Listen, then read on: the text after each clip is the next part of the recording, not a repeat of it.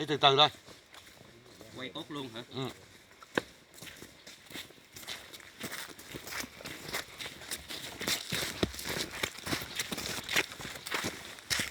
Rồi. Cái chương trình con trai cái đào luôn.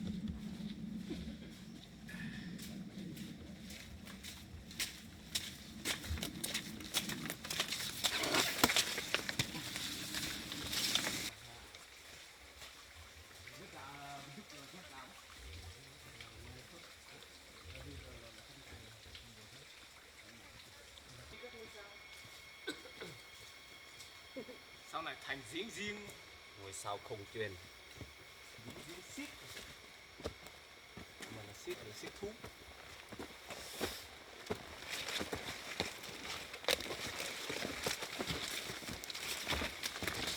Còn bánh mấy máu. vâng. Chào luôn. Pang ko pan deu pa git sidot go. Oh mo pang he git sleh ma he me. Kem git sidot dari yang nam gejot. Sito ông sleh ma dur hiang ron. Prang ka preda ante. Ting hi engeh da sum. Har hiang nam me am ta. Yo. Thao tay vô cái. Thử đi nghe me. Yo to mưa.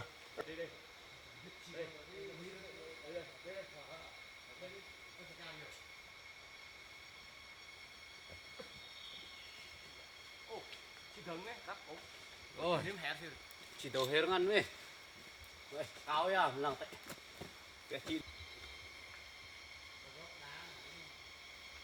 Tới ngay cây là hai người đứng lên. Có. Anh đi anh cùng. Rồi đi. Không kịp đâu.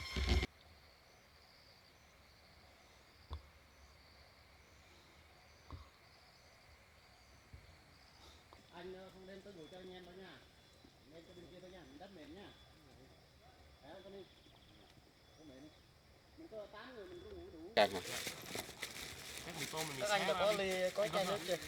Chưa. Chưa không? Dùng chung trong đoàn ha. Cứ để chia rõ.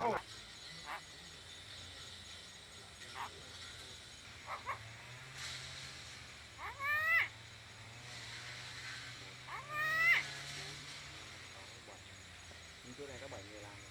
Mình không quảng bá nó sao này không có lỡ không trồng này là và anh cũng nhờ mình tiếp sau mình cũng nhờ mình thấy cái phần rồi đó là nào để trồng dạy vô luôn nào là cái này như là cái này như cây lộc vừng không có cây để canh xanh giống như cây lộc vừng giống chứ nó đẹp lộc vừng vàng nhiều lắm cái kia đúng không tự động làm nước tự động hết mà nước mênh mông mà làm đó là tích xịn.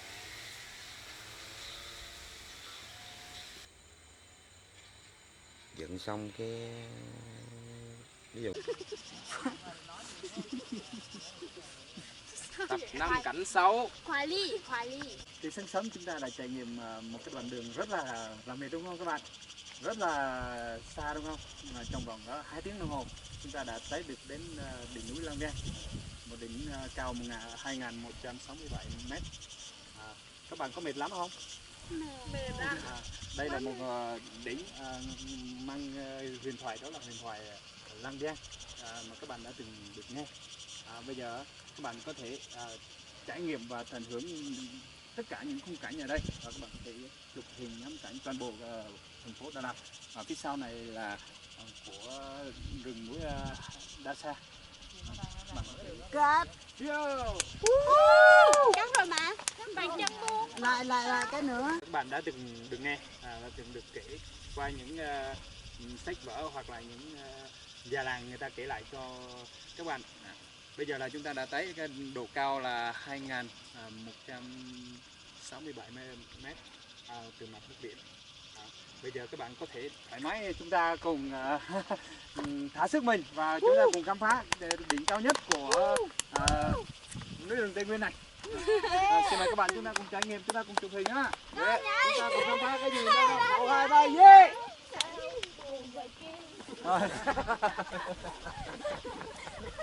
Nó sẽ, anh không kêu cắt là nó sẽ diễn. Futra. 1, 2, 3, máy ok. 2 tiếng trải nghiệm chúng ta đã đến đỉnh Long. không đừng quên cái này. Thằng ấy. Nó ra hình.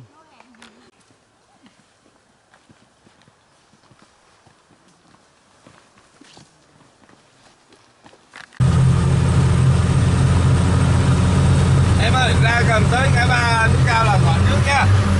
Em vì bữa nay thứ bảy á, anh có thể anh tranh thủ sắp xếp cái anh đón người lớn mà em gọi ra tới nơi gọi con em kia.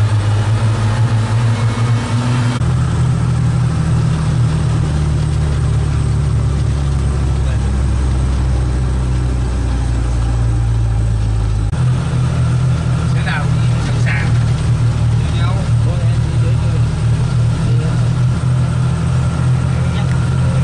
Chào ghế nữa. Cho em là cũng dạng tương đối không yếu không mạnh, thuộc dạng tốt lên mạnh tí. Kính chào quý vị, chúng tôi đang đứng trước lối vào của Vườn Quốc gia Bidoup Núi Bà, tỉnh Lâm Đồng. Hôm nay chúng tôi đến đây theo chân một nhân vật rất đặc biệt là ông Hugo. Hugo là nhà sinh học và là giảng viên trường đại học sư phạm ở nước Bỉ. Từ sau khi về hưu đến nay, ông bắt đầu thực hiện rất nhiều chuyến đi sang Việt Nam kể từ năm 2006 để nghiên cứu về đa dạng sinh học ở Việt Nam. Hugo đặc biệt quan tâm đến các loài hoa, dương xỉ, chim, các loài côn trùng. Hôm qua thì ông vừa đến Đà Lạt và ngày hôm nay thì ông đã đến ngay Vườn Quốc gia Bidoup Núi Bà để thực hiện cái công việc nghiên cứu của mình. Vậy thì mời các bạn cùng chúng tôi theo chân Hugo để tìm hiểu về ông, công việc của ông và tình yêu của ông đối với thiên nhiên Việt Nam.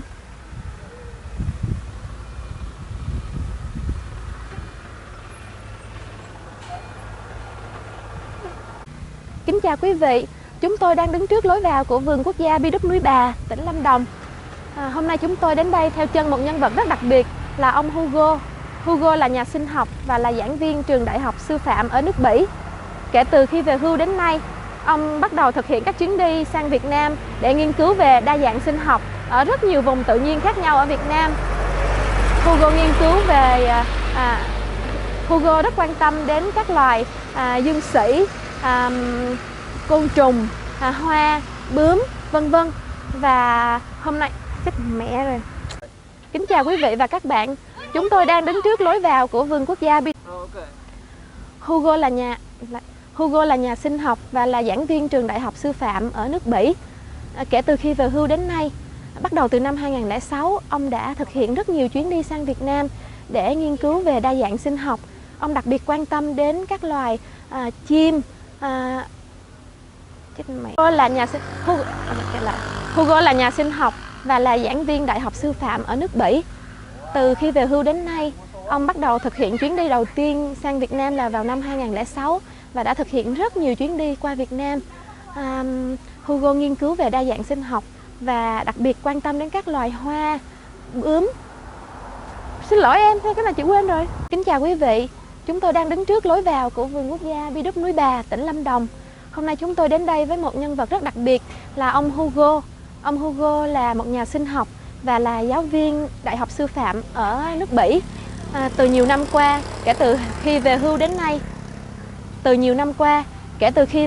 nay, Hugo đã sang Việt Nam rất nhiều lần kể từ năm 2006. Ông nghiên cứu về đa dạng sinh học và đặc biệt quan tâm đến các loài hoa, dương xỉ. Quên rồi, sorry. Kính chào quý vị, chúng tôi đang đứng trước lối vào của Vườn Quốc gia Bidoup Núi Bà, tỉnh Lâm Đồng.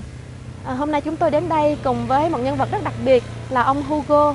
Hugo là một nhà sinh học và là giáo viên trường đại học sư phạm ở bên Bỉ. Từ khi về hưu đến nay, năm 2006 đến giờ thì Hugo đã thực hiện rất nhiều chuyến đi sang Việt Nam để thăm các vùng thiên nhiên khác nhau ở Việt Nam. Ông Hugo nghiên cứu về đa dạng sinh học và đặc biệt quan tâm đến các loài hoa, dương xỉ, chim cũng giống như là các loài côn trùng. Hôm qua thì Hugo vừa đến Đà Lạt và ngay ngày hôm sau là ông đã đến Vườn Quốc gia Bidoup Núi Bà để tiếp tục cái công việc nghiên cứu của mình. Xin mời quý vị các bạn theo chúng tôi. Xin mời quý vị và các bạn cùng theo chân chúng tôi để biết rõ hơn về công việc của Hugo, về ông và về tình yêu của ông đối với thiên nhiên Việt Nam.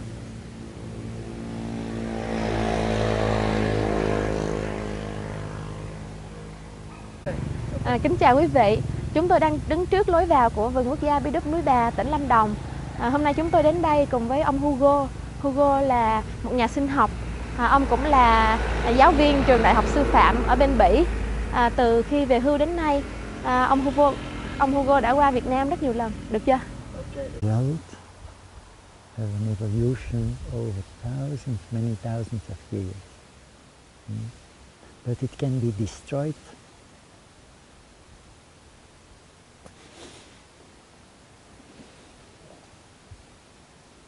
just in a few decades.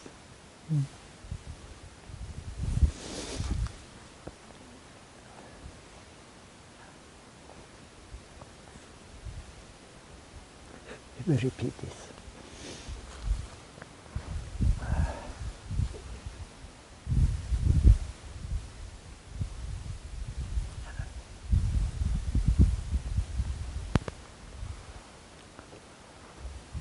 Sorry.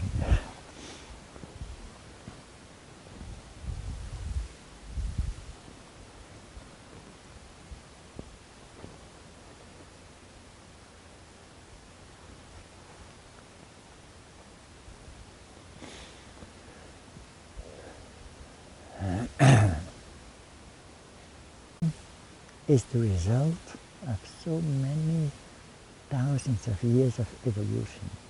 No,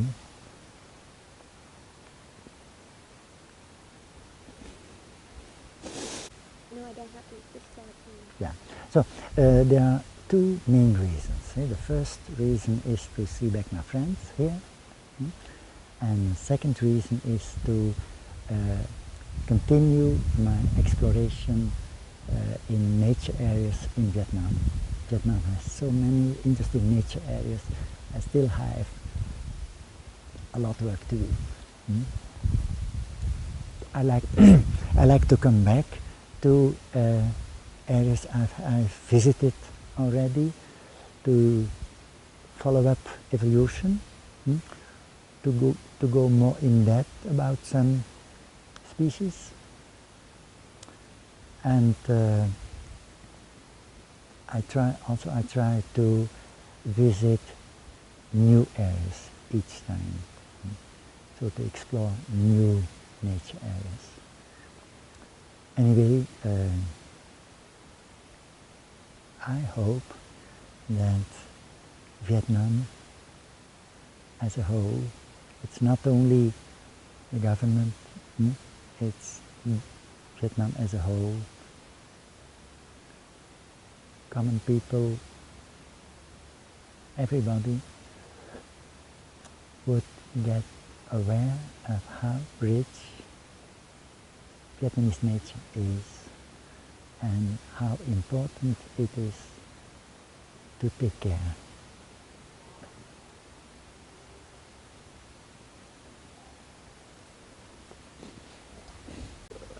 Okay, this is what Lynn told me, and it was the, I think it is important for me to let people know about your work. Is that because not many people in Vietnam cared about these living creatures, and maybe it will be disappear before anyone can study about it. So that's why you identify it with the photos and with the livelihoods, so someone will have the knowledge about it.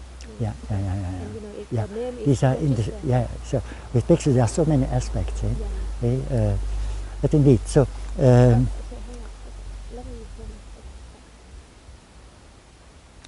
So talking about pictures, there's another important aspect. That's how useful pictures are in identification, because it's not always possible to be sure about the correct name of a plant or an animal, a mushroom, whatever, just on that moment. Then it's interesting to take good pictures of the details needed for identification afterwards. Pictures can be a very good help in identification. Sometimes it's not enough, but it's a good help. Sometimes we need further examination, for example, by means of microscope. And for example, about birds, you need also the sound. Sometimes the sound is very important, and not only the picture. So, but anyway, pictures are very important, a very important help in identification afterwards. Pictures are very good help in giving explanation at a conference, at a meeting, whatever, to show what interesting things are to admire in that or that area. Sometimes when you publish a report and you mention a rare species, you need to prove, and a picture can be important, very important, as a proof that you are not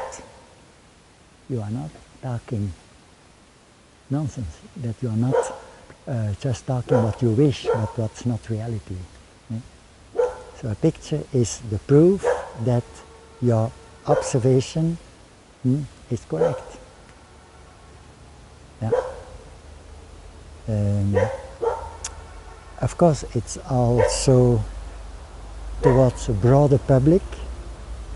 It's a very interesting mean to raise interest, to show how beautiful nature in Vietnam is, and how it's really recommended to go and walk in those areas, in those nature areas, and how important it is to protect this beautiful nature. It can be a very good help in getting aware. Oh, nature is so beautiful, we have to protect.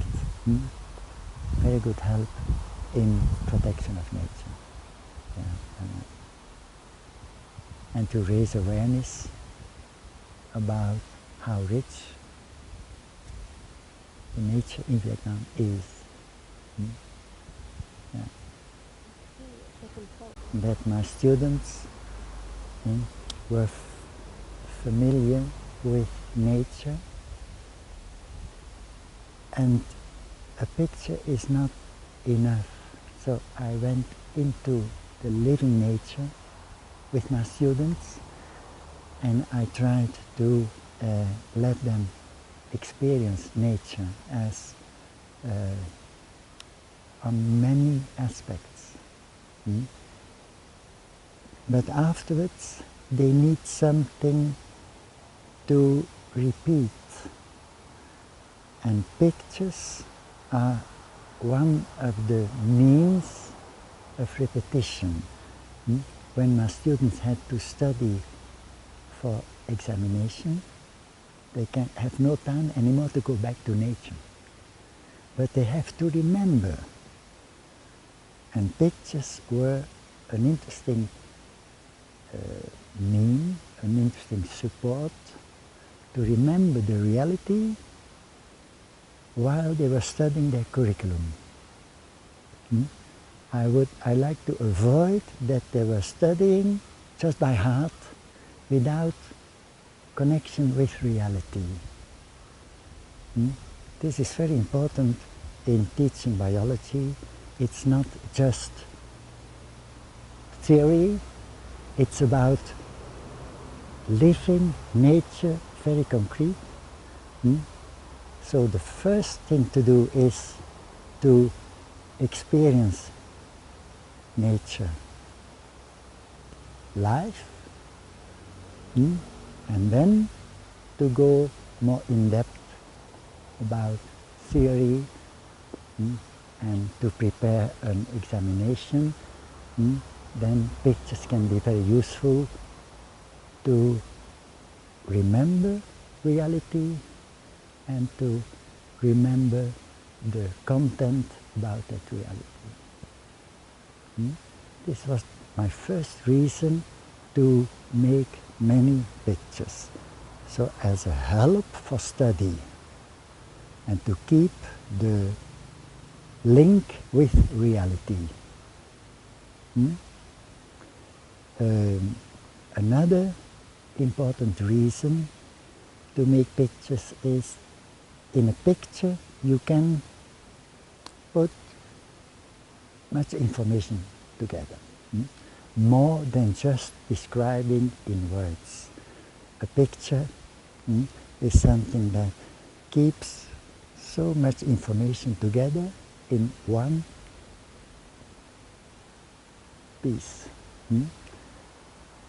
But taking pictures, for example, of flowers, you cannot take just one picture.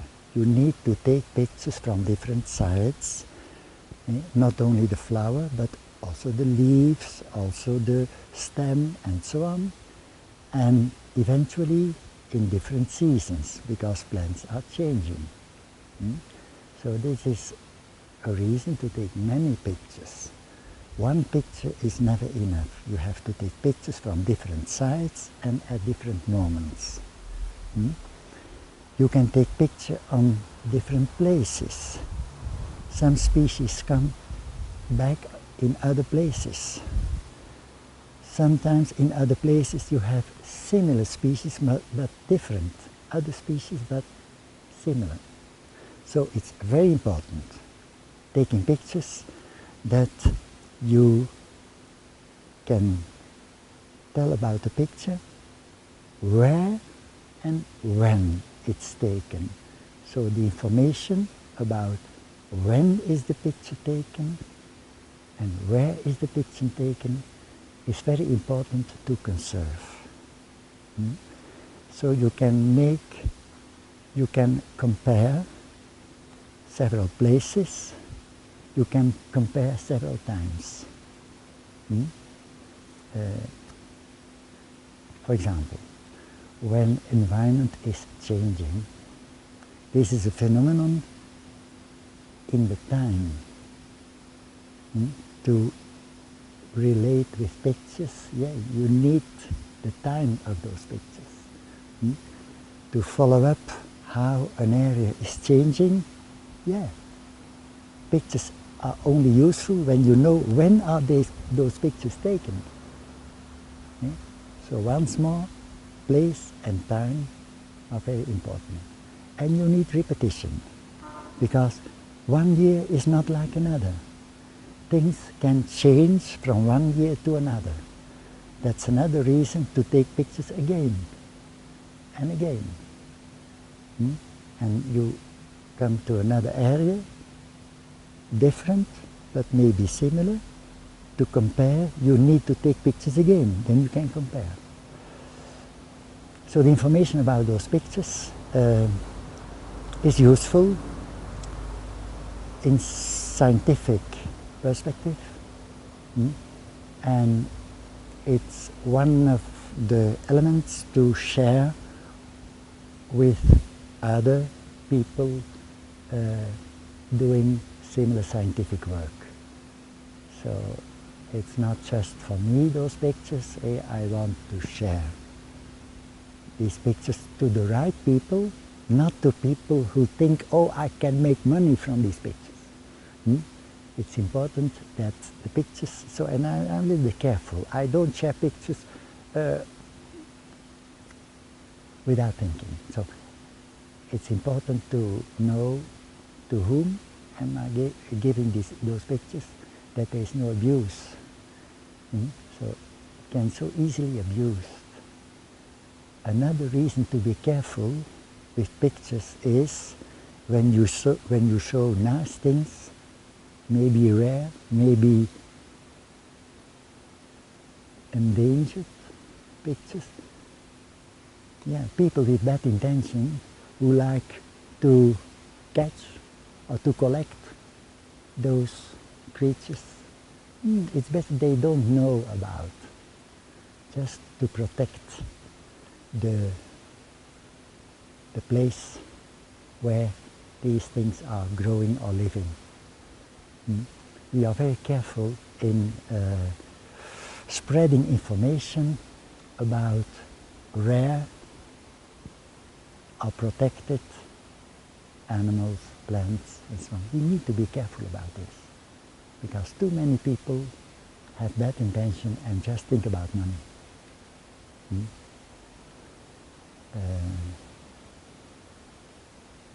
Yeah, there are other aspects about pictures, but maybe these things I have explained are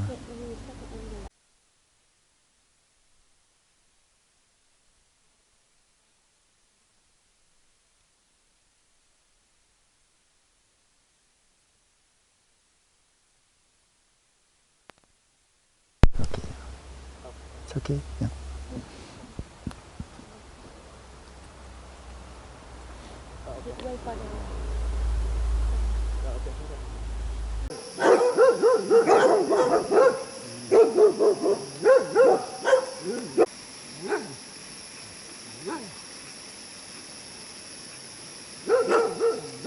Hết chứ kìa. Đặt lỏng lên rồi.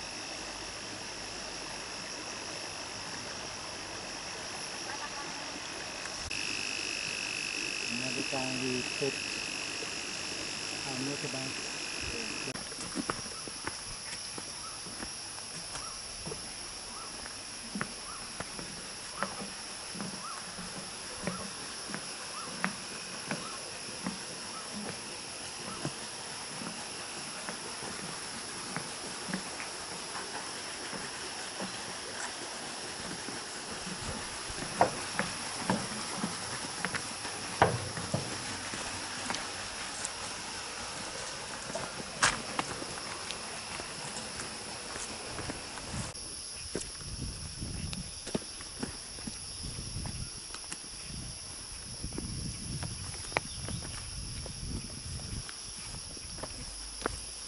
Chị cầm cho để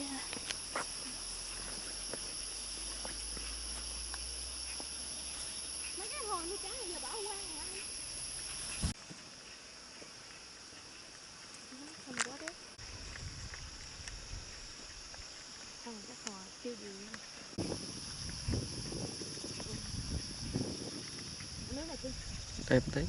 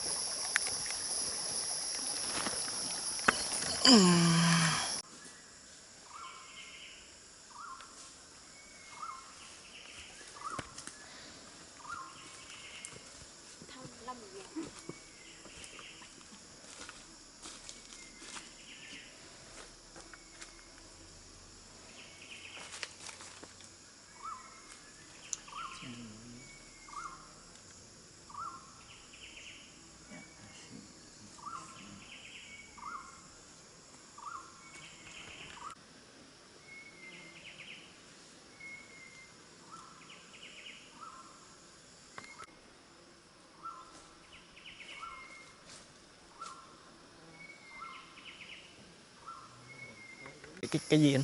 Cái bạch tùng á. Bạch tùng rồi từ có loài thông con gà.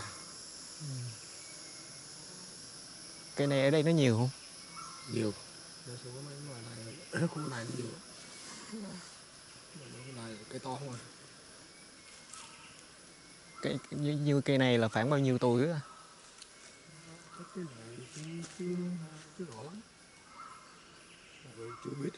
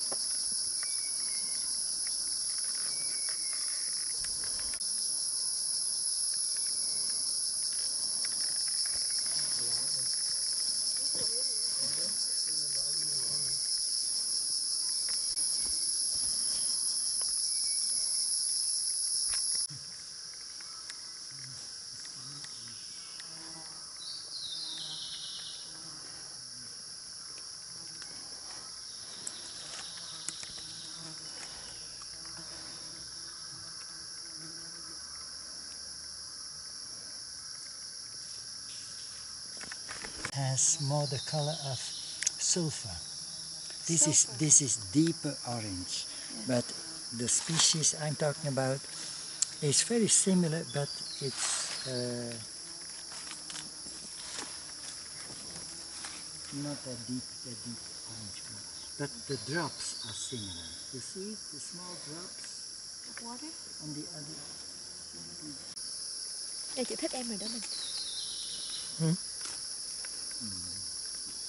Chị em nó có vẻ phù hợp với Still, cái I can take a small piece. This, for example.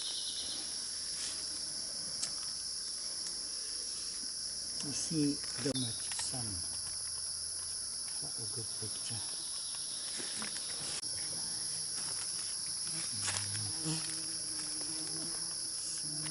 Ở gần đường quá nhiều cái đề đấy mà khách vào khác mà ăn đi rồi còn xem nữa.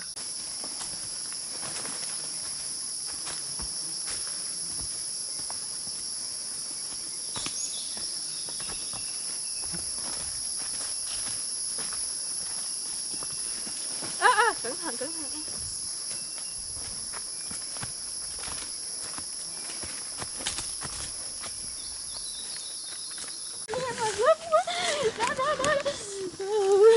That's a leech.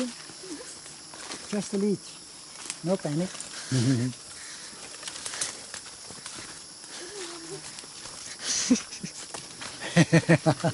I hope you could film this.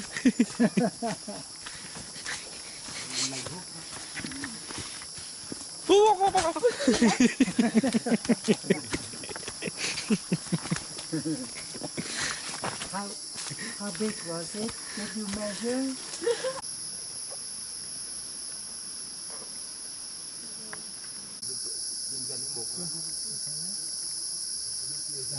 The moon.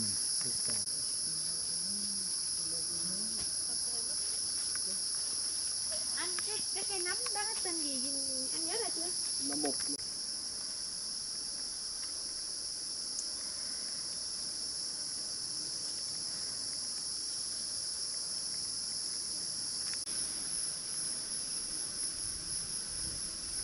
I can see the pole with my own eyes.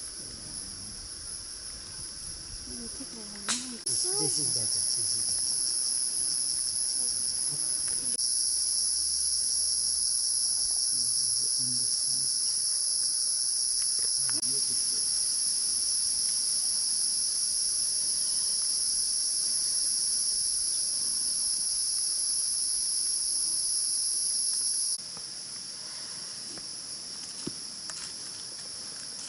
To take the detail of this paper.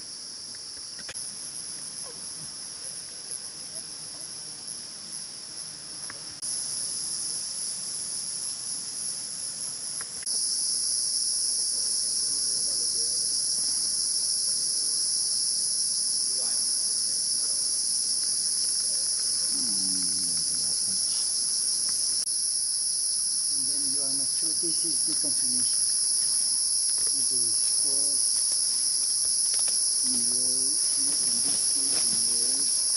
Sometimes it's in round group. This is something to recognize species.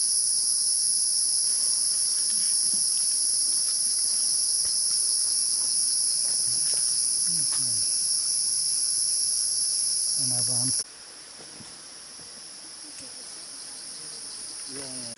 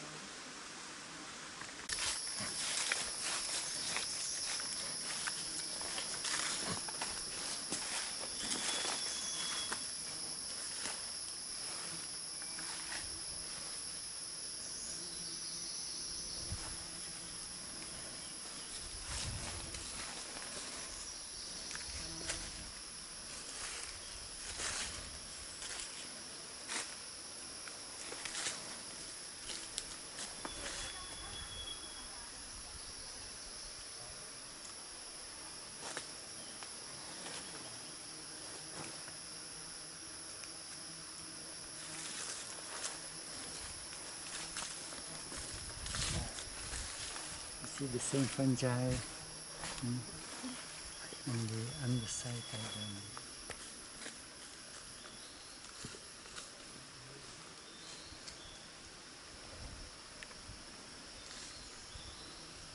Just today? Everything under control?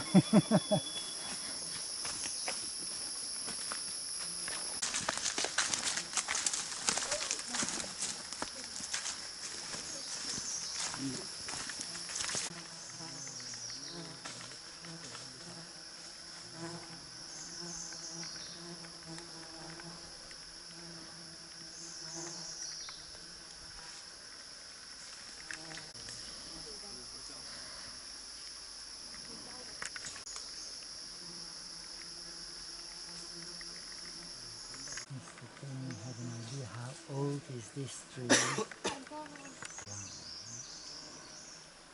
This is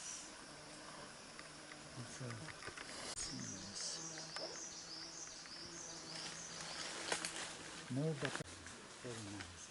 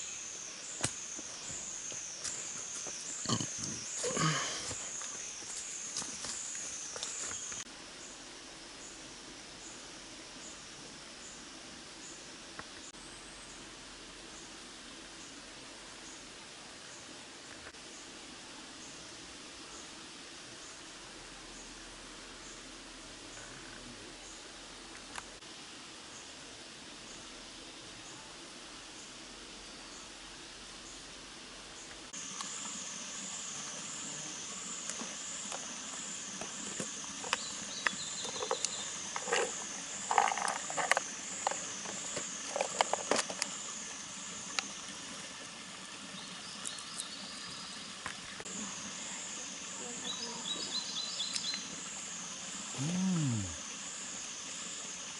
sun is so good, and in this environment, it's not too hot.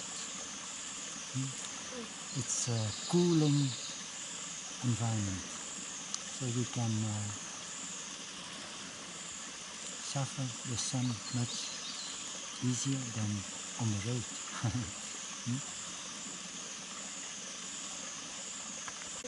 Leave this. Yeah.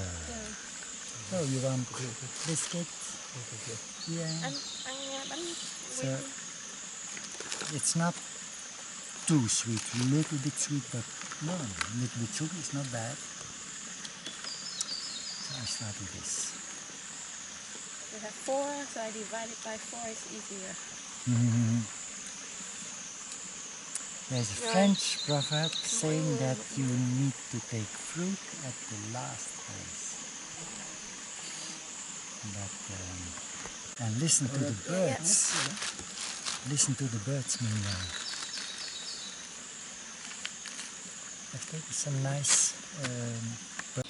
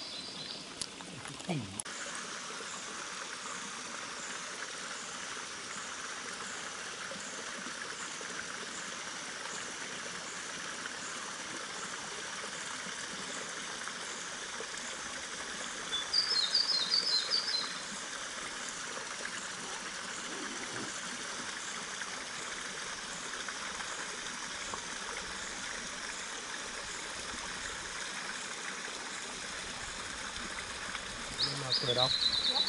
Cười đâu?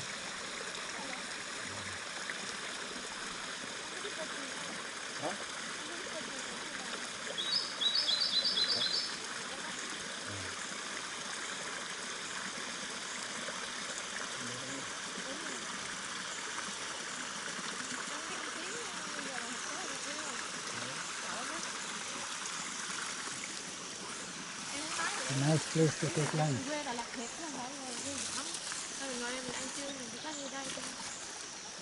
I have cashew nuts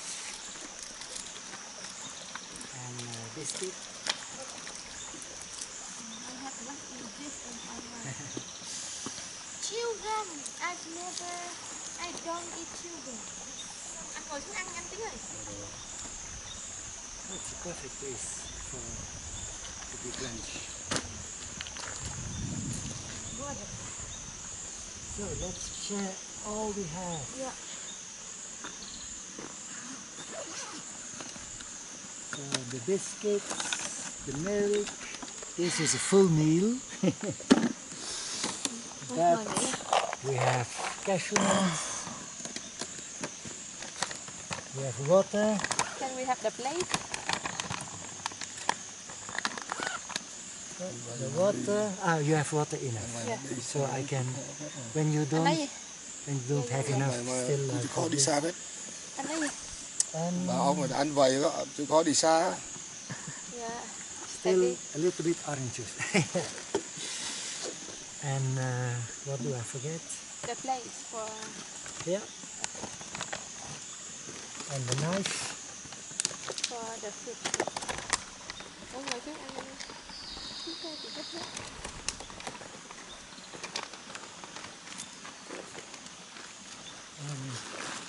You see, this is roses. Very useful, but a little bit damaged. Little bit damaged. Maybe it's useful too when you go to toilet.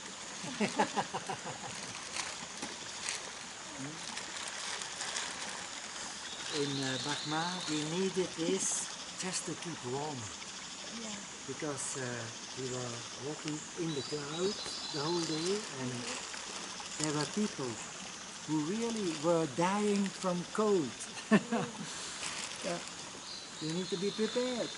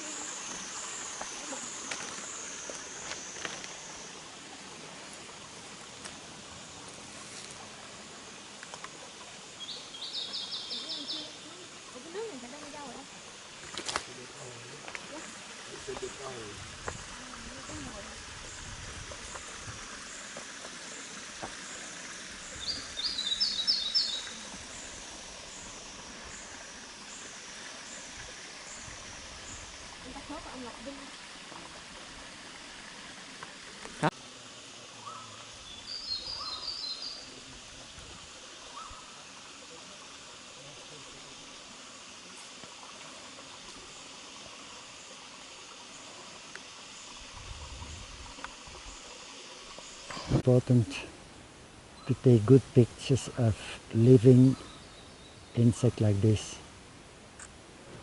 and that's okay. Can turn off. No, it was still on.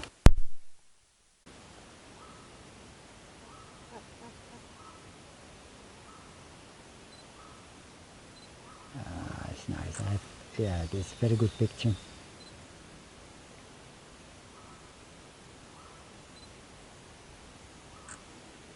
Yeah. This camera has a very good zoom. Shining brightly. Yeah.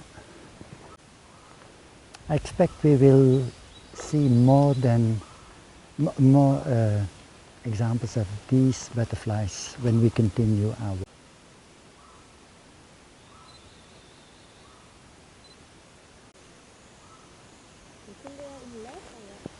I can go closer. Oh, at least, yeah, there are more than 3.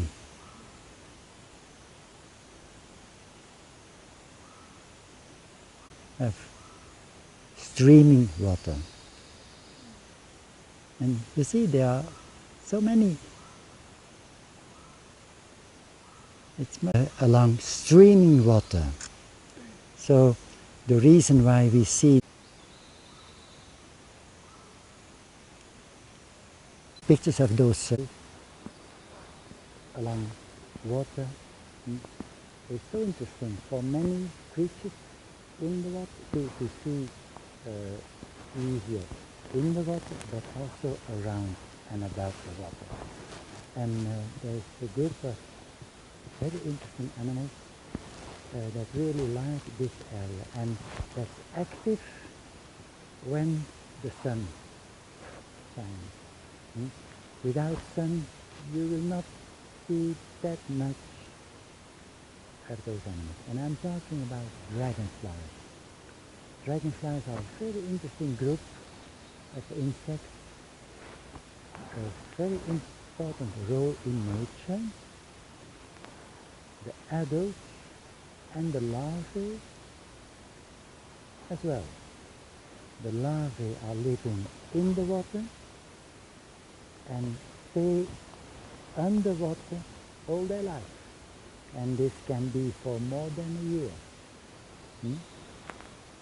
But they can only live in the water when the water is open, when the water has enough oxygen. They cannot take oxygen from above the water, they have to take oxygen from the water itself. So the water needs to be of good quality. That means that when there is too much pollution, that bacterial activity that consumes all oxygen, no dragonfly can develop in water like that. When we see dragonflies, we can be quiet that the water still has enough oxygen. Because the dragonfly is flying, the adult is flying above the water, and there is oxygen enough. But it wants to lay down the egg in the water, under the water, on plants in the water, things like that. And those eggs need to be developed underwater, sometimes for more than a year. So it's for the larvae very important that there's enough oxygen in the water.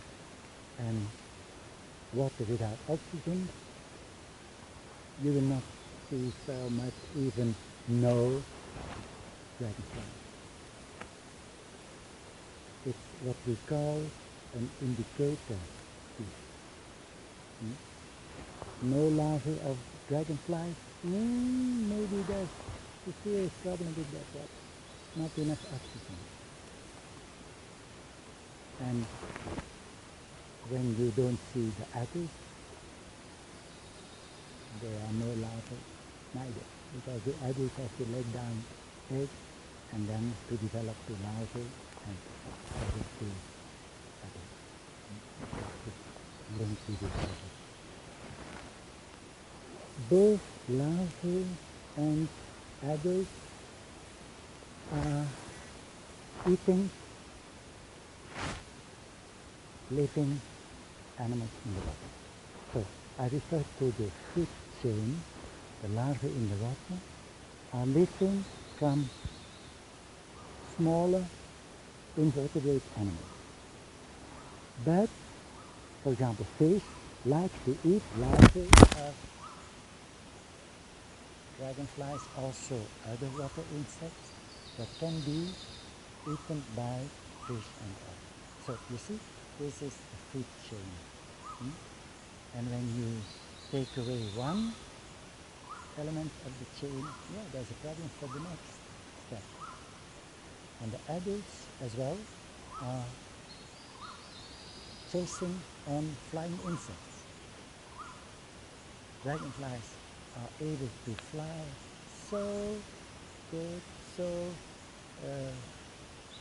have so performance ability to fly that they can catch either flying insects easily.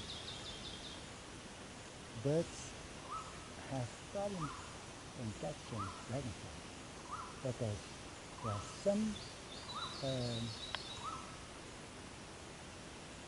the English word, so birds who take living. Oh, yeah. What's this? Oh, it was fallen down. Oh, that's just now. Yeah.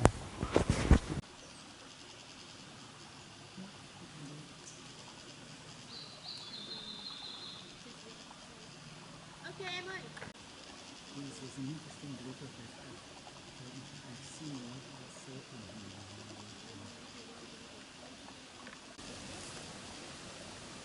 No. I saw it flying and sitting down there. It's not that true. With a tree. When I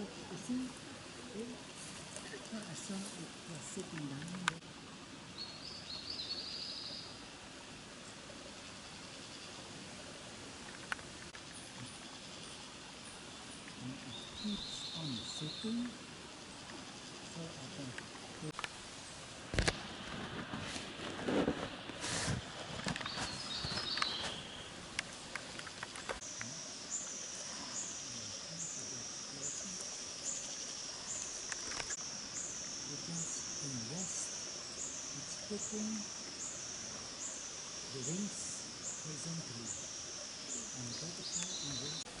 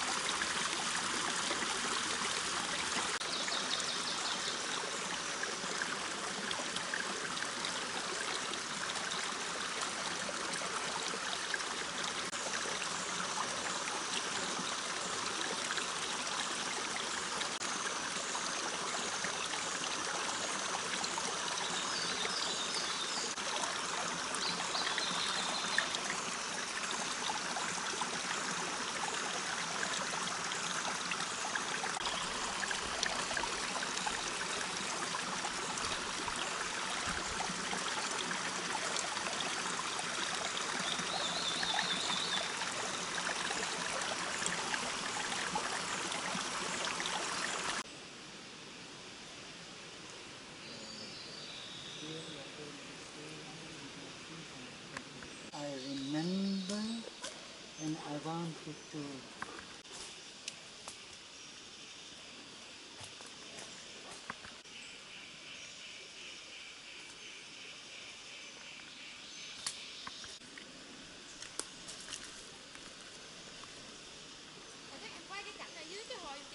oh. So it's not only dragonfly but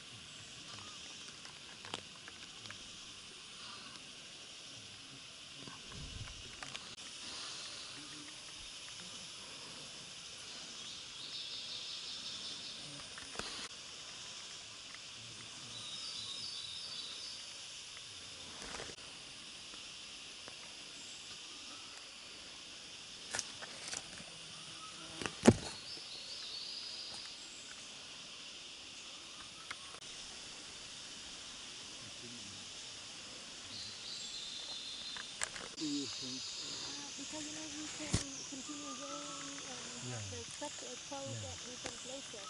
Yeah. So this, I just want to. Oh, listen. Yeah, turn on something else. Em qua cái này chưa? Nắm rồi ha. Rồi chị. And then we can ask question about it. Yeah. So part of your question now is There are some students which is not comfortable with the nature, or they just don't like it. yeah. Belgium is so developed, people are so used to convenience. The city Needed to vary, not just talking. Put it now is enough to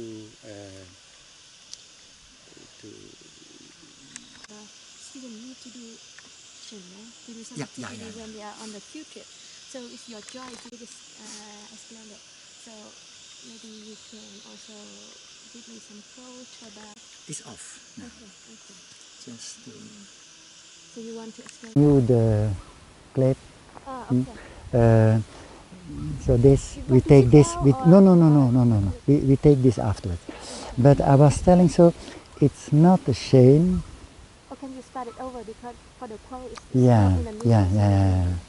So it's important that a teacher, when he goes into nature with his class, that he is well prepared, that he knows in advance. So I want to make this trip that he get not lost, that he doesn't have the surprise that suddenly the road is blocked, and we need to know in advance, shortly in advance. He has to control that he can make this trip. So there is a fluent activity without interruption, because he didn't control before. That's the first step. So the way to follow. He chooses his way in function of what he wants to show, what he wants to let experience by the pupils. So the way to follow must be interesting. There must be interesting things on the way that give the occasion to tell interesting things, and in accordance with the curriculum. A teacher has to follow a curriculum, and you can realize the objectives of a curriculum in a theoretical way, but that's not enough. You need to live in contact, but in function of the objectives you have to reach. So when teacher makes a walk, he has to choose items, thinking about his curriculum. This is a good illustration of this element of the curriculum. This is a good element to illustrate another item in the curriculum. And then there is the preparation in content. So the things he may expect, and the things he knows that children will have the occasion to observe on the way, he has to prepare content about it, that he can give the correct explanation, that he can give interesting information to fascinate the children, to bring enough variety, and to allow activity by themselves.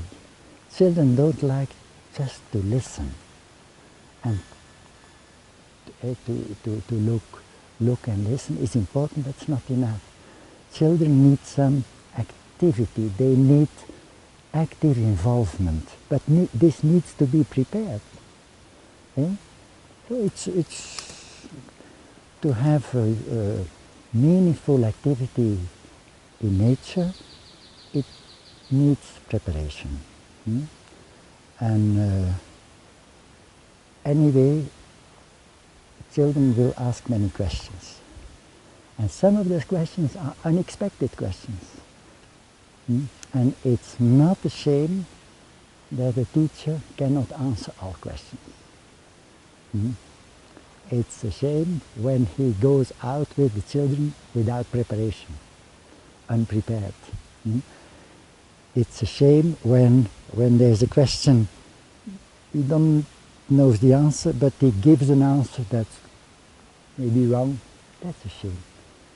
Teacher cannot give wrong answers, because children have so good memory.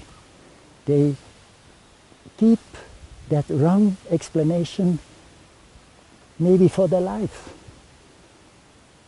And then it's a problem to correct afterwards. So it's a responsibility of a teacher to give correct information. And if he doesn't know the answer, it's better to say, oh, let's look up. When we are back in the class, we are going to look up together. Okay. So, Yeah, you can take question. Yeah, Can you give me just the- take a pause, perhaps.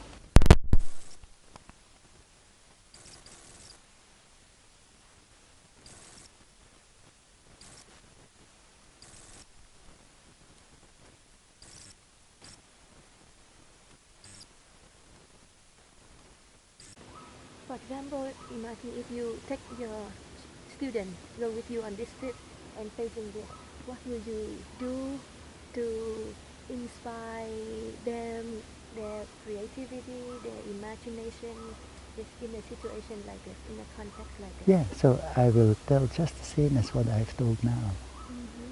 So I have to show them that it's not just a tree, it's so much more. And when we look at nature, we need to have a broad view.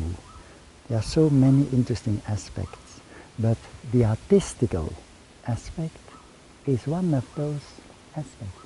And so the element of creativity, imagination, need to be combined. This needs to be done in a different way depending on age of children. Children in the first beginning of the elementary school have another way to use their imagination than when they get older. So our students learn to make the difference depending on age, how to stress, how to put different accents when they get older.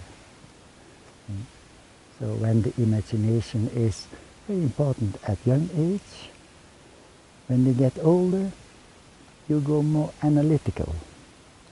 When they get older, so towards the end of the elementary school, it's more a question of relations, to have some understanding of relations. Very young children don't understand a network, and so all those relations in nature. So this needs to be differently accessed depending on age. This is a very important element in teaching to future teachers. But anyway, for all those ages, the living contact with nature is so important. So to go outside, to experience nature with all senses and all aspects, but in a different way depending on age. The first, most important experience is in nature itself. This is the start. And it's not okay just to show a video in the classroom or pictures. No. It's the living contact, the living experience with living nature. Okay, so may I also ask, so I think maybe you answer, but I want to confirm, is this also the very enjoyable part of being a teacher of biology, as to take the student to the living context? Yeah, but I see that sometimes teachers are a little bit afraid to go outside because children have so many questions, and when the teacher feels I have not the answers, he doesn't like to go outside. So the problem sometimes is that teacher is not enough informed. Teacher is not enough familiar with nature. To go in nature with young people, you need to be prepared.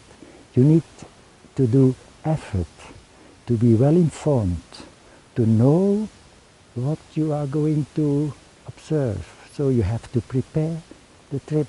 You have to go to make the walk like you have in mind to do it with your pupils. You have to be prepared. And then let questions come. There will always questions you have no answer. But this is not the shame. The shame is awe, not to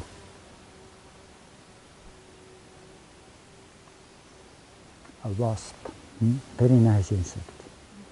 And just to use this occasion, the best is not to make it angry.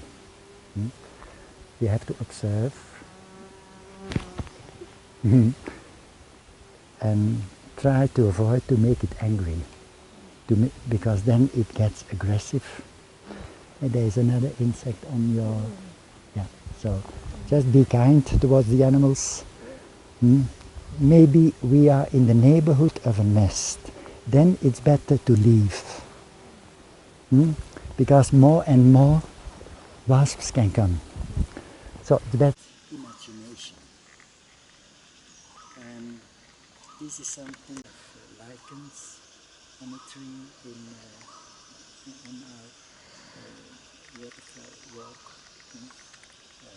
Here it's more the shape that is so creative, and find inspiration in shapes and colors. And yesterday we had, but look at those shapes and tree.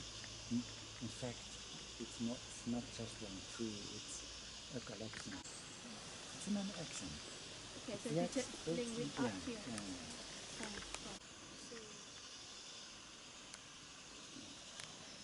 So I think maybe all two together, like how to two for the public. Okay, yeah. Yeah. Nature can be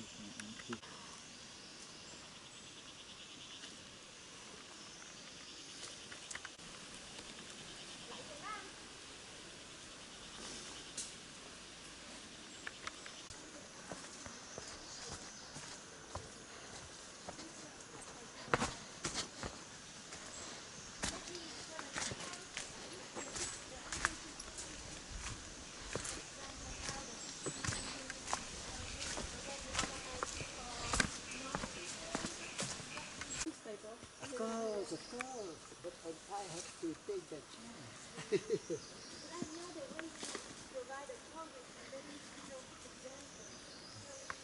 More and more, there is awareness about the importance of nature for our planet.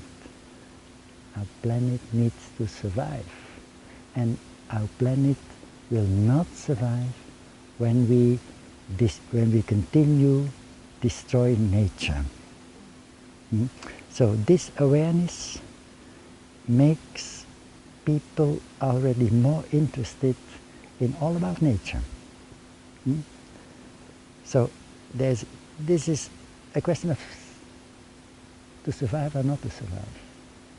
When Without our nature on our planet cannot survive. That's one aspect. There's another aspect. It's an aspect of, let us say, richness. A heritage that makes a country more interesting. A heritage to conserve. Many people come to Vietnam because of the nice nature. When nature in Vietnam does not get the care that it needs, less people will come to Vietnam. They say, oh, Vietnam no interesting anymore. All nature is destroyed and you cannot get in any nice nature and things like that. So it's an attraction for interested people, and when people come to Vietnam because they are interested in nature, it can be a very positive effect on conservation of nature. So it works in several directions. It supports tourism, but the kind of tourism I like, that's the eco-tourism, eco-friendly tourism. I would like to see that Vietnam is choosing more the way of ecotourism. That it tries to develop visiting centers in the right direction. That when people come there, they really are facilitated to admire nature around. It may not be too complicated. It must be reasonably easy to ask a guide, to ask somebody to go in nature. The service at a visiting center must be correct. A restaurant, for example, it may not be a surprise one day that, oh, restaurant is closed, we have to find food somewhere else. So several things can be put in attention to build friendly visiting center that people like to come to. That people like to visit not only the center but the park around in a responsible way, with attention not to throw litter anywhere, to damage plants, to damage trees. So this, of course, this is absolutely not allowed. So to visit a forest like this needs to be happen in a responsible way. And sometimes tourists need to be educated in this. So it's the responsibility of the guide to make people sensible and to give the good example, to be aware of the importance to keep nature clean and not to throw litter everywhere.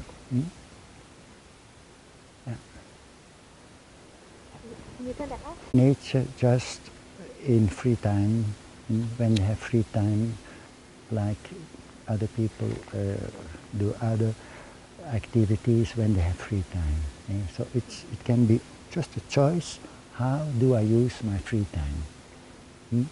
That's not, so there's no question of how to survive, because you can do this next to your job or after you take retirement. For me, it was combined. My job was at the same time my favorite activity. But many people have not that luck to combine to combine job and favorite activity. And then they have, for example, to study nature, to go to make walks and so on in their free time. Okay, so may I ask, so do you have any idea how the scientists? It was my intention to give the answer, and I have given the answer. It was not clear. So the more you go in depth, the more it's passion. interesting, and the more you get the passion. It's not by just make a quick walk and to look something very that everybody can notice. That's not the start of the passion. The passion will start when you go in depth. And then you discover so much more. And that's the start of the passion. But for scientists who actually study these things with passion, do you think that many people don't pay attention, but this is also like mushrooms or toadstools. We call this fungi in general, with just the form, this form. These are fungi living on this dead wood, and there's a relation between. Some of these fungi only live on certain species of dead trees. You see, this is a dead tree. And when we see this just with our eyes, maybe it's not so spectacular. But when we study this, we use microscope to identify, and the microscopical structures are so beautiful, so nice, so interesting. Sometimes our eyes are not enough to observe the beauty in nature. We can use our magnifier glass, but it's not enough. It can help to notice some details about the surface, and I invite you to look at the surface.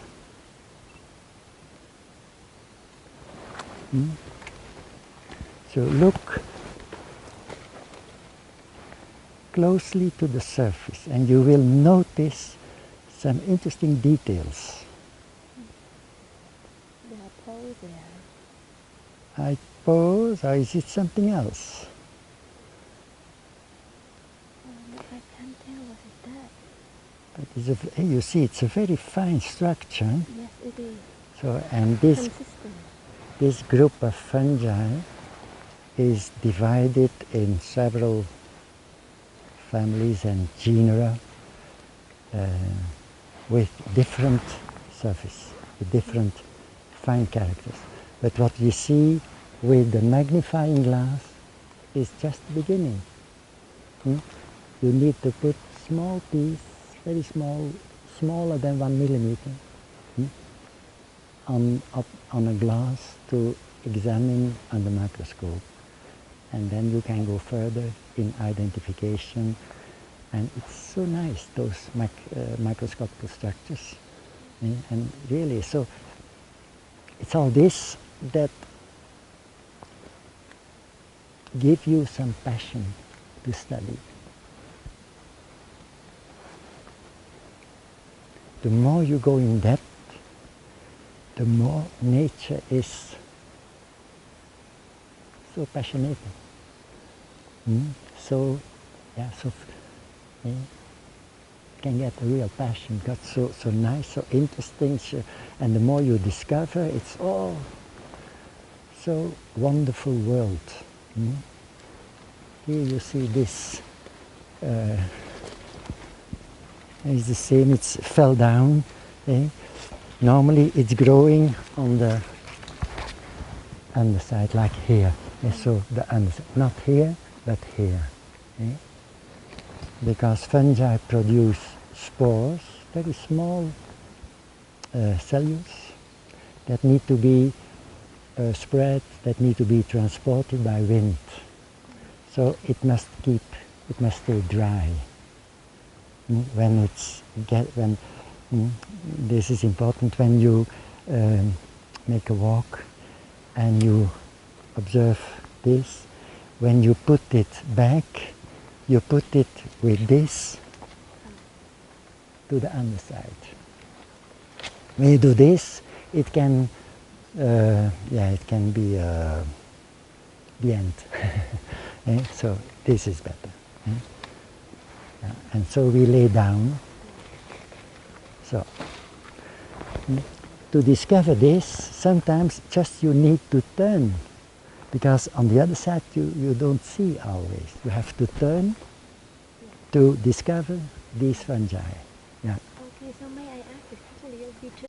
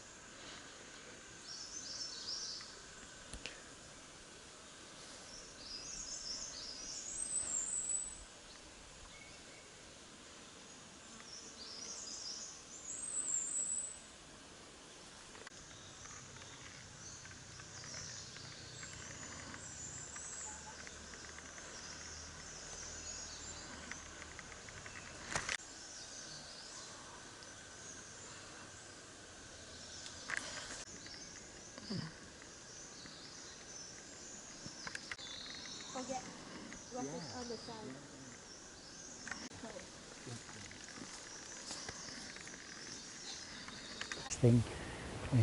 When you look up, you see the height of this tree, but especially interesting is what you see all growing on this tree. And so the path is there. Most people just walk by, they don't pay attention to this, but this is so interesting. It's not only mosses you see here, but it's a whole biotope, micro biotope, where many other living things find a good place to live, to survive. Invertebrate animals, not only insects, but also spiders,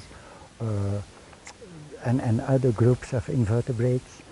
It's really a whole world living here in this kind of places. And the older the tree, the longer this has been developed and the more interesting it is. And it's, you see, it's getting several meters high. There will be a difference there and here, because there is a difference in water. An interesting character of these mosses is to keep the water. Life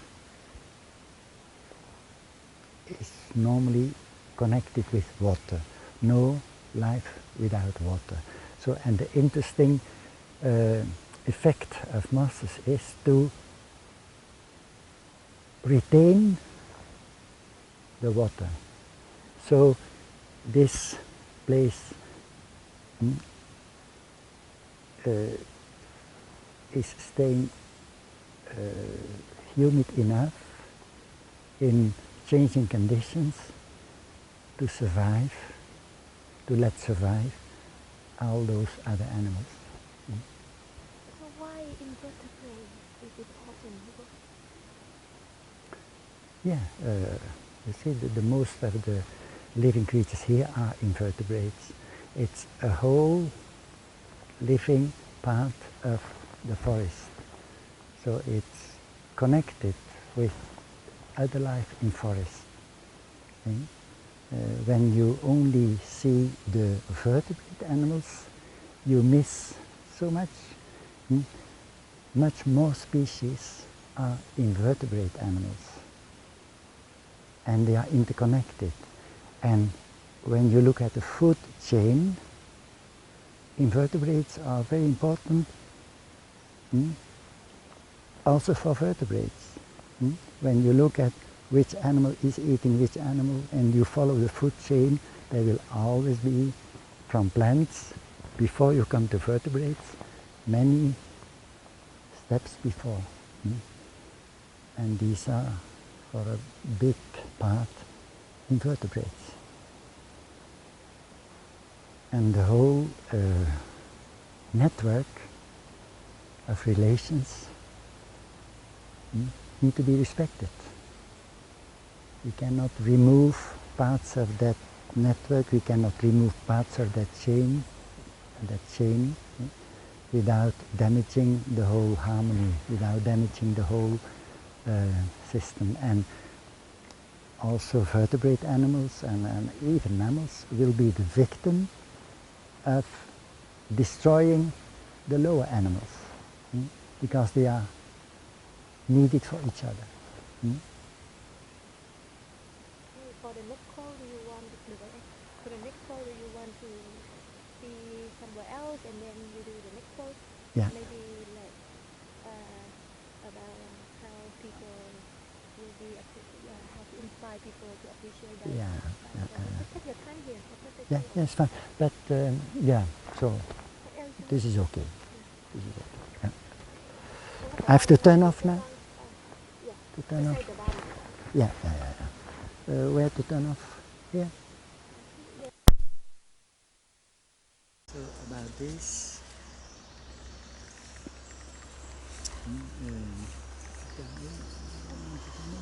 You can turn it on before you stop talking.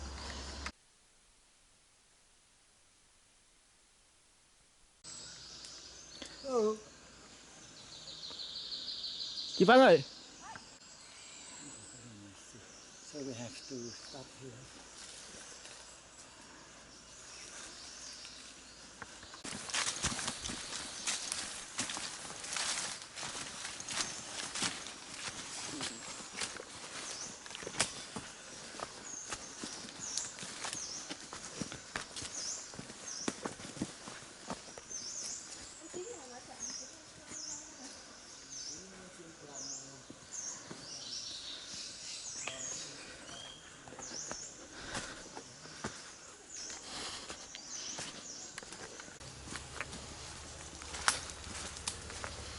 Control your feet regularly on this.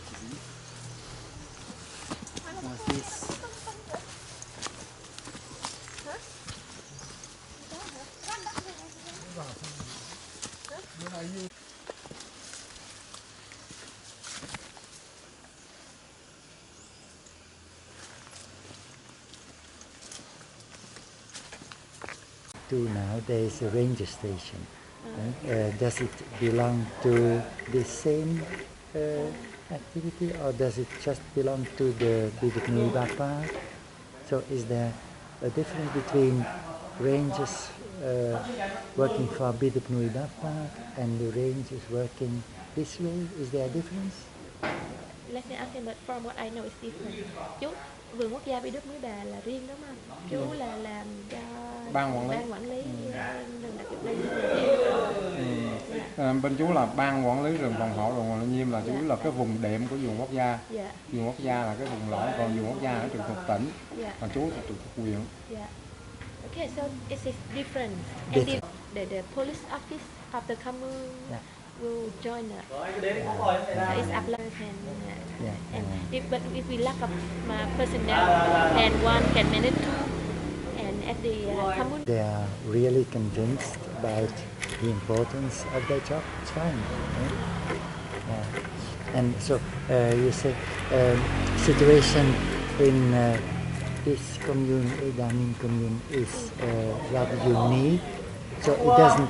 This kind of action doesn't exist in other communes. Kind of action? What do you mean? This kind of this way of working. Does it exist also in other communes? Vậy thì cái cách mà chú làm với cái ban kiểm lâm tiểu quản lý tiểu khu rồi không mấy cái bạn trẻ mà đi tham gia cùng với chú như vậy thì mấy cái xã khác nó cũng tương tự vậy hay? Đúng rồi, tất cả xã cũng tương tự vậy hết. Từ mỗi một xã là có một trạm. Thì một trạm thì như ví dụ như trạm chú là một trạm. Rồi có nhân viên tiểu khu là mỗi một anh quản lý từ 1 tới 2 tiểu khu tùy theo cái số lượng với diện tích mình quản lý nhiều hay ít. Với lại nhân viên ví dụ mà nó nhiều á thì mỗi người quản lý một tiểu khu, còn nếu mà ít nhân viên á thì quản lý 2 tiểu khu. Rồi ở cấp xã này có ban lâm nghiệp xã. Ban lâm nghiệp xã là ông con chủ tịch xã làm trưởng ban lâm nghiệp. Đó là phó công an làm phó ban lâm nghiệp. Nó không phối hợp với mình. Rồi các đoàn thể. Phụ nữ thanh niên. Bên chú hoặc là cấp dưới chú là mấy anh em quản lý tiểu khu á, có ban lâm nghiệp xã coi như có người làm chứng là được, chứ không phải là nhất thiết ví dụ mà một người vi phạm người ta không ký là mà thường thì chú cũng không có đi một mình đúng không? Đúng rồi, đi lúc nào cũng phải có người này kia. Nếu mà ban ngày mà không có xã không có ai á thì bên chú là đi thường là 2 anh em để có cái chuyện gì nó dễ, chứ đi một người là không được. Nếu mà không á thì báo cáo xã phân công người vô để có người chứng kiến. Ví dụ như đương sự mà người ta không ký không phải là không được, mà không ký có người làm chứng là vẫn được. Okay, so in case that I met the violator but he or she refused to sign it, but there is always a witness. When I go to patrol the forest, at least I go with one of my staff. But usually before I go, I contact to, there is the community voluntary panel to protecting the forest. Also at the commune government level, there are also the staff that can join me. So in the commune there are the self-management board of the local people, the villager. That not everyone is a violator, right? So there is the board of the villager who voluntarily to manage the forest and protect the forest. So I always go with them. So there is other witness of someone else. And those volunteers are older people or young people or Dạ, những cái người mà ví dụ như là cái ban chú nói là ban tự vệ, ban kiểm nhóm quản lý bảo vệ rừng ở các địa phương á, quản lý tiểu khu rồi đó. Thì họ, và ngoài ra hồi nãy con cũng có giải thích là cũng ở trong cái xã cũng có cái người ở trong xã nữa, thì là họ là người của nhà nước hay họ là người tự nguyện hoàn toàn, không có lương, ai trả lương cho họ? Cái đó là người của cán bộ nhà nước mà người ta kiêm nhiệm. Ví dụ như là anh xã đội trưởng hoặc là có công an, trưởng công an là kiêm nhiệm luôn, là bên cái mảng lâm nghiệp, là người ta chỉ hưởng lương có phụ cấp thôi. Phụ cấp ví dụ là tháng được 1 triệu rồi đó. Triệu Nhưng mà thực sự là bây giờ là được phụ cấp bao nhiêu tiền? Thì mới không biết có thay đổi mới chưa, nó khoảng 1,1 triệu á. There is the it's not the salary, but we call it the compensation. It is very small. It is 1,100,000 Đồng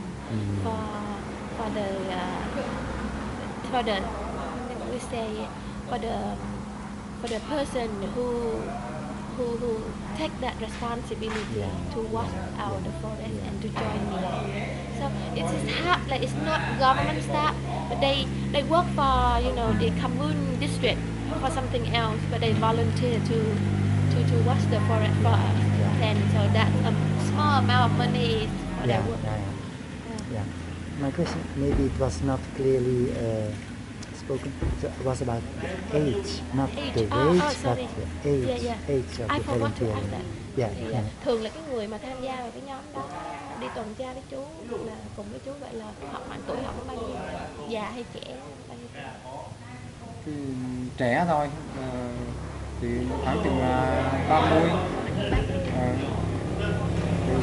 Lớn tuổi quá rồi. Around 30s, they are in their 30s, because if the people That's are pretty young. old, Yeah. their house is not enough to. Yeah. So I asked that question because it has also to do with sensibilization. When young people are involved in this activity, it's more promising for the future.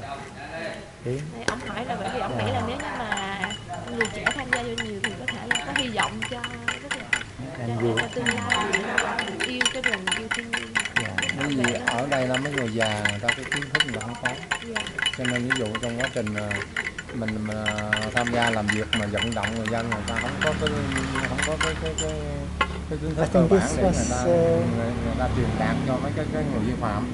Cho nên là những cán bộ công chức của xã cũng có trình độ mà trẻ, hầu như là trẻ. And also this is unique for the situation of this commune or district, because this is the majority of the local people are ethnic minority. So the old ethnic minority villagers usually they didn't go to school, and they. So when the government or from my office want to tell them, raise their awareness about forest protecting in as we view it today, so they don't understand it. So, but the younger one who went to school know how to read and write, have better knowledge, and accept that knowledge, and it's easier for them to work for the to have some position at the commune level, government administration, and it's easier for us to work with them and then go back to the old people to convince them to change their habit. That is why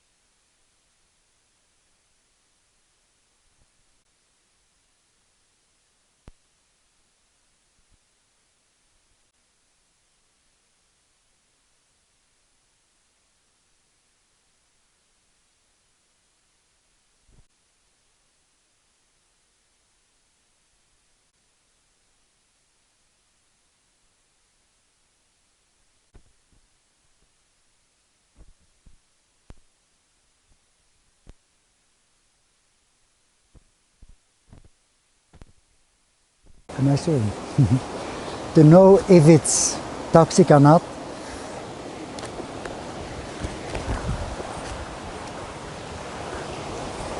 It's okay? Yeah. But this is a very nice part of the walk here. It's very, but this really, there must have been a big stone.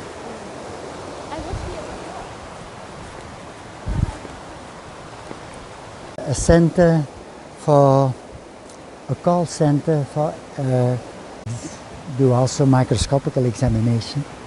Okay,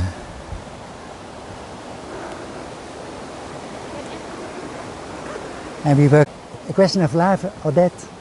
Yeah. Similar species. The one.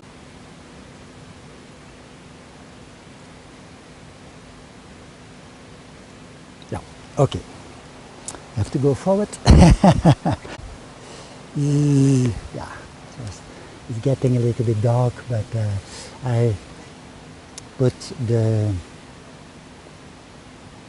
sensibility higher.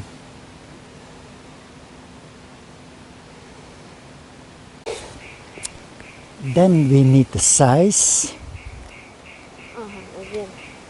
of course, so size is also an important feature, so I put this on the head. And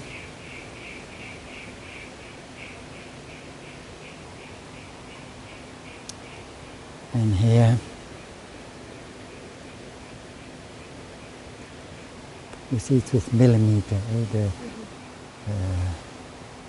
divisions are millimeters. Yeah. The smell is important, so I smell. I can take a small piece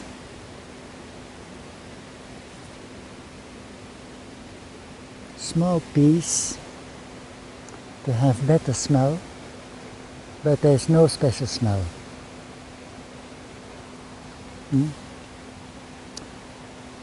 my country, but I'm not going to do this here. I take a small piece to observe the taste, but just in front of the mouth, and then rinsing with water, good rinsing. But here I don't, I'm not going to do this. So we try not to damage too much, as little as possible. But the smell is something, it was no special smell, so I have to put this in my notes. Time, what time do we have? 4:36. Yeah, 16:36. So smell not distinctive. No. Okay. And now, and yeah, I see. Do you think it's the same or different? I think this is the youngest. Yeah, maybe. Yeah, I can take other, but first I want to record that sound.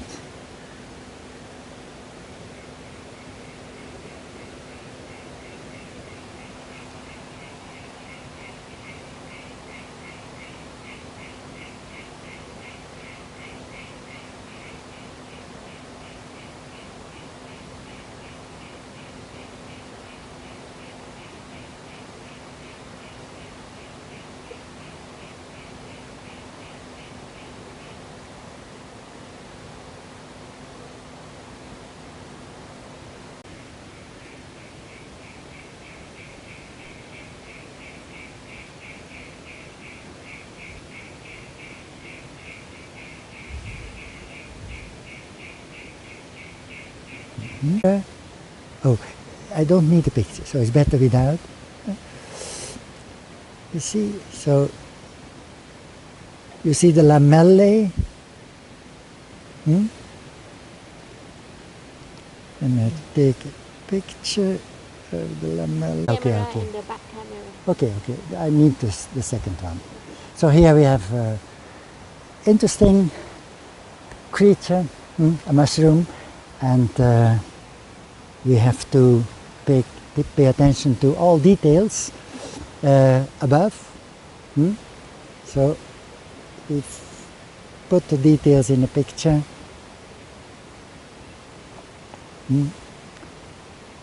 This is a younger specimen, this is a little bit older. Colors can change when getting older. It's interesting to have the whole collection of colors from young to old. Then from a side, so you can give a little bit light.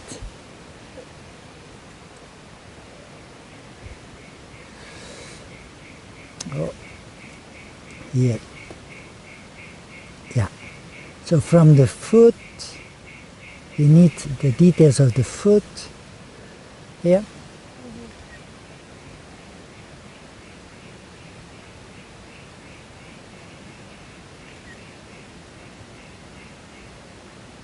That's okay.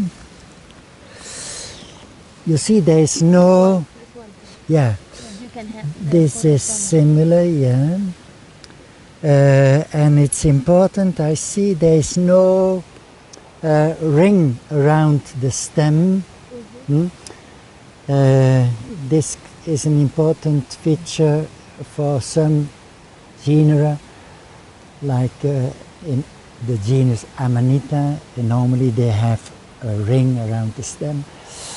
And then we need to know how it's the and then Capture is photo. Yeah.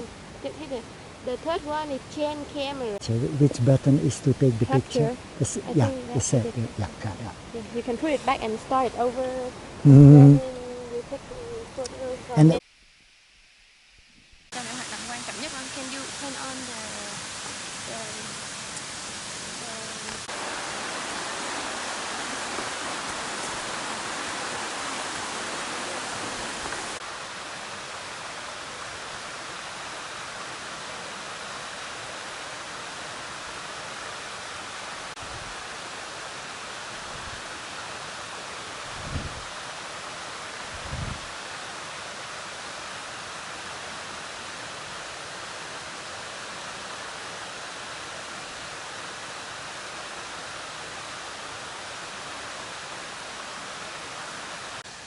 so take that.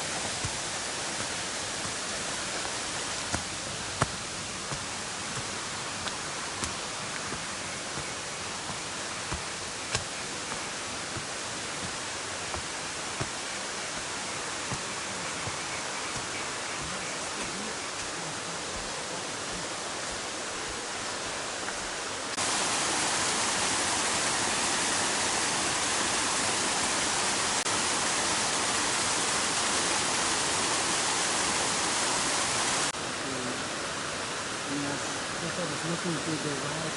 You turn on that. There's no change at this one.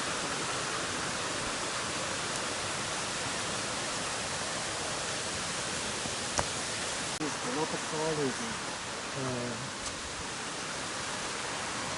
Có điển hình cái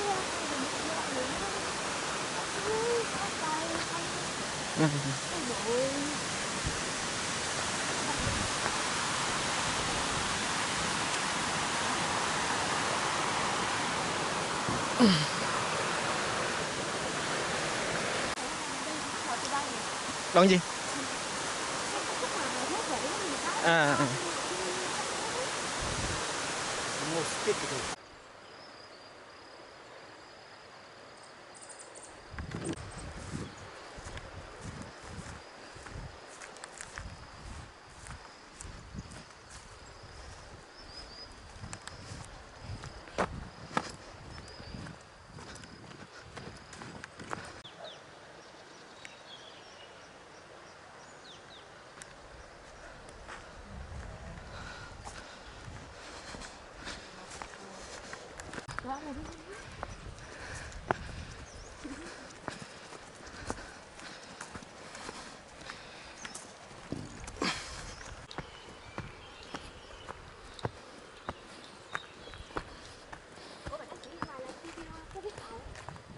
Dạ.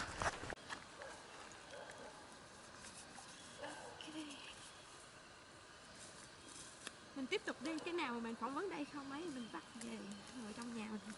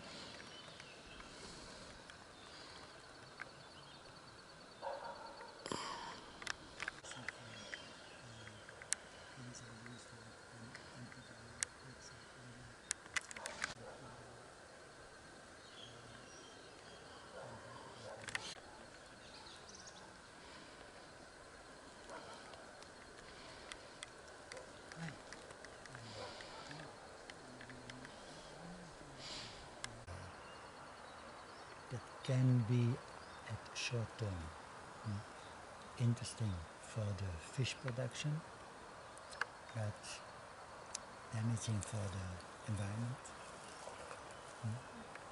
It can be detected by studying going further in the water. That's why it's interesting. The only thing I heard is that they don't.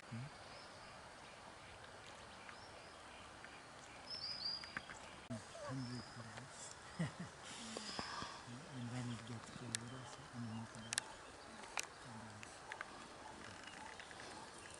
so enjoy it.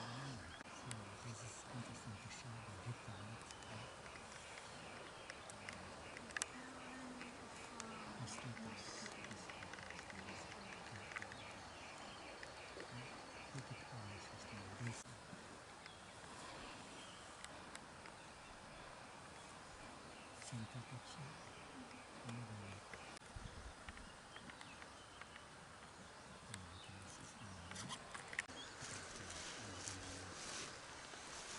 And when it gets colder,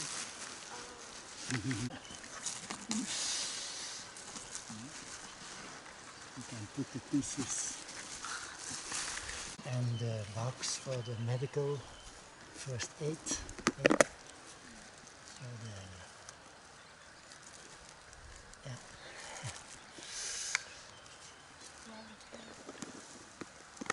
the coffee shop right now. And my tablet on the way.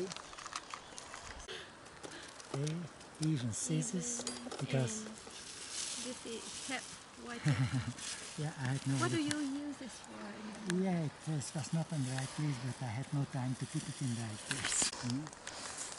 This is Small. yeah. I think the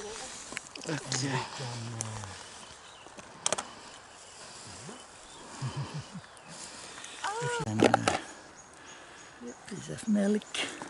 Yeah.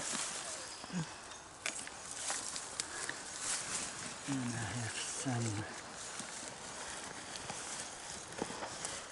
cashew nuts. So it's better not to die from hunger. You always need to be prepared on unexpected situations that you have to continue doing it slow. yeah, so, Em có cần âm thanh không? yeah. Không. Ở đây tự nhiên. Eat the banana And for you, I can keep for him. but we don't throw plastic in the forest. Eh? I don't. I just keep it.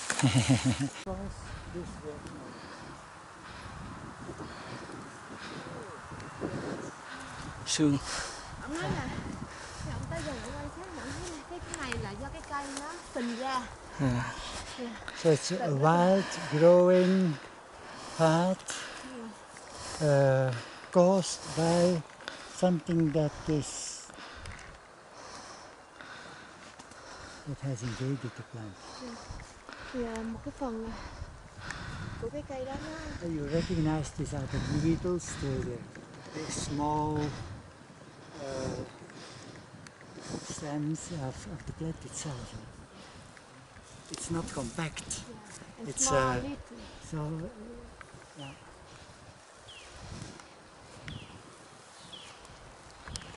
Phản ứng lại nó sưng cái cành cái chỗ cái vị trí nó bị tổn thương. Cái não không phải là chuyên gia rồi cái những cái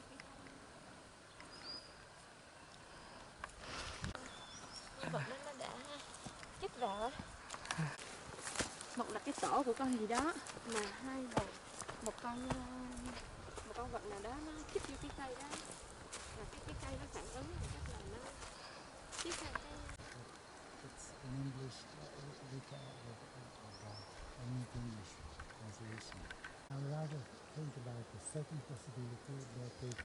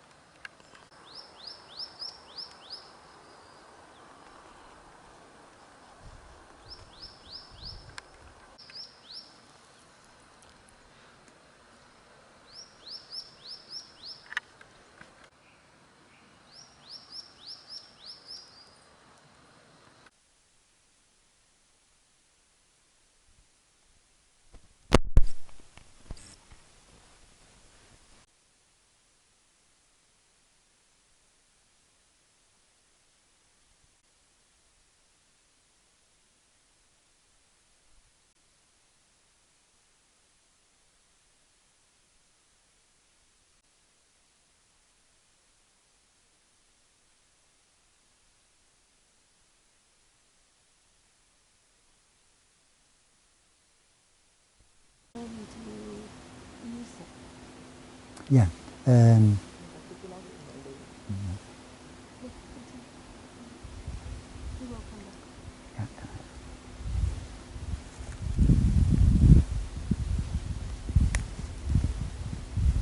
Recording the sound and everything. Yeah.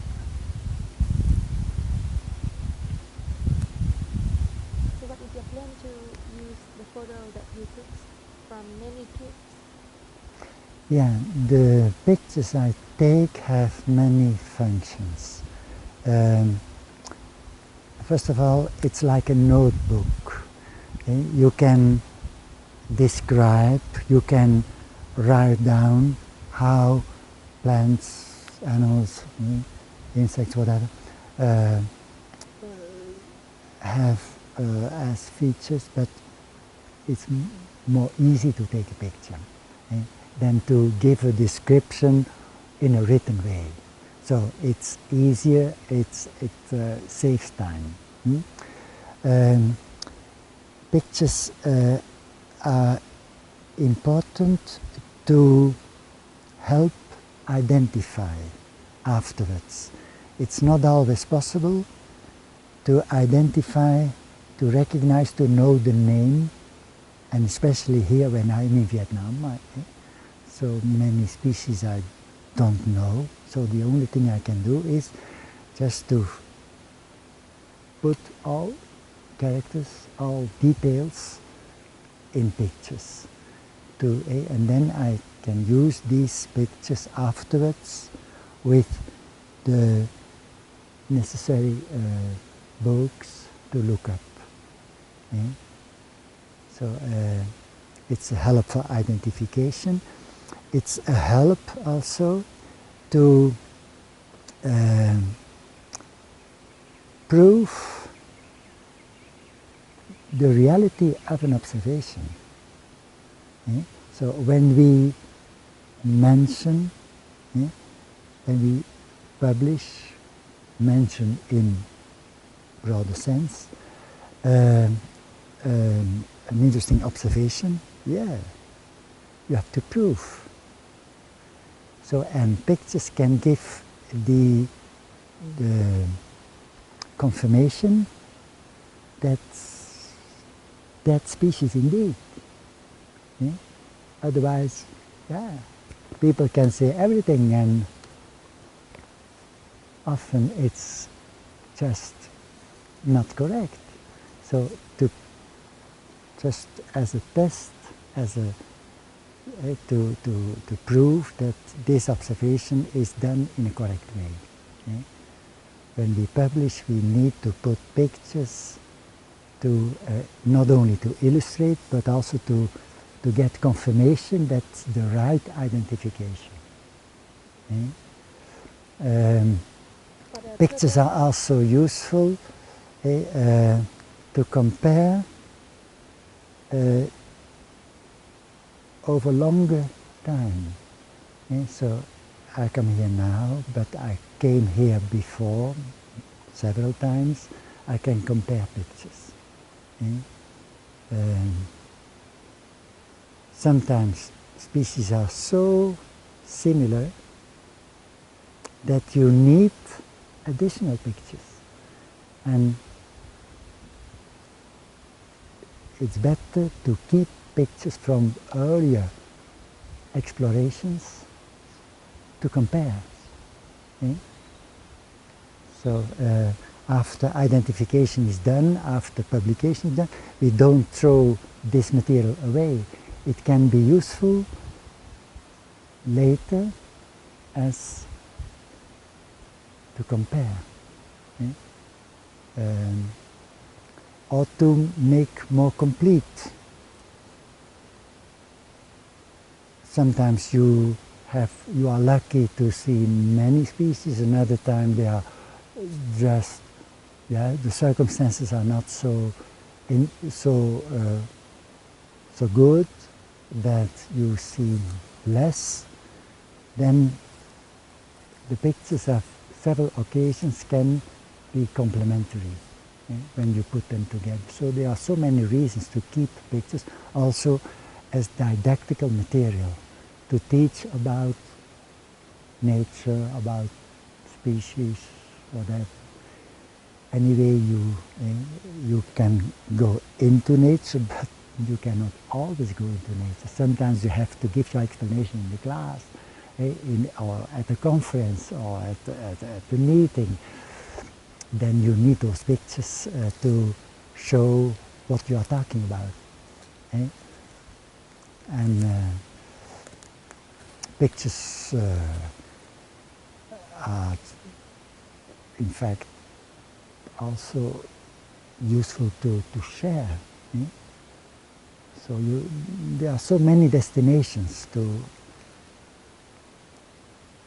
make pictures. What is your plan to share the picture, for example, students who learn to identification pieces?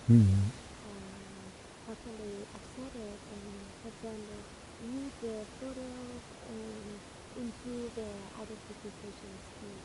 Yeah. When I was teaching, I gave a CD-ROM to my students with all pictures from nature that they needed to understand their curriculum better. So they had a curriculum, but to help them to understand everything better, I gave them the digital pictures on a CD-ROM. Nowadays we don't use CD anymore, there are other tools, but anyway, so it's interesting to share this with your students to help them to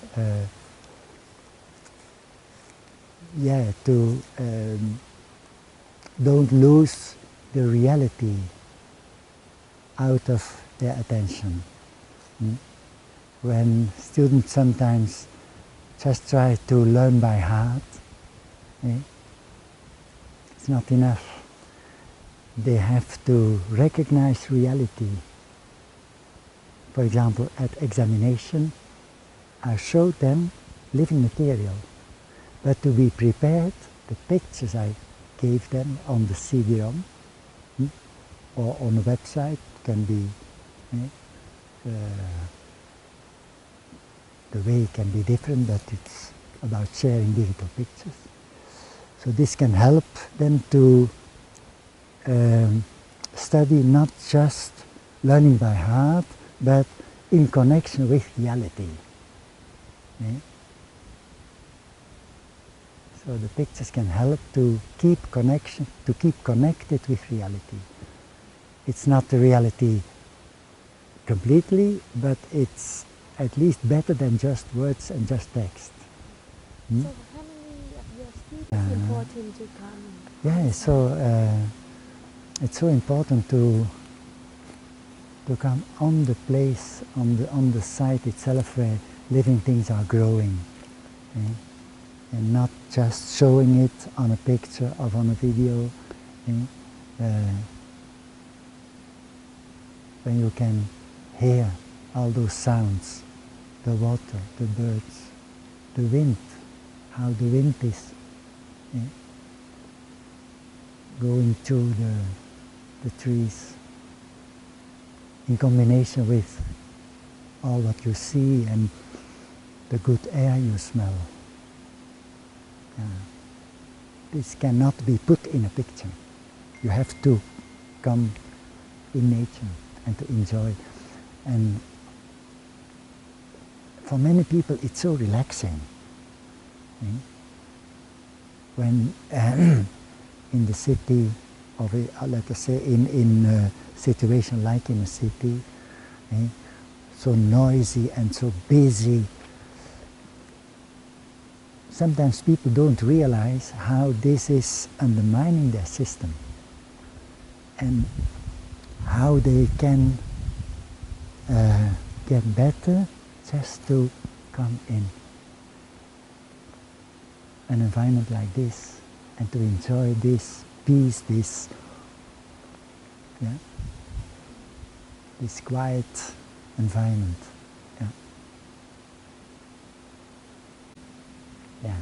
But I prefer to admire in the natural composition. So this complete picture, the whole on the natural place, in the natural environment, is so much more meaningful and beautiful. And you have to come here to see this.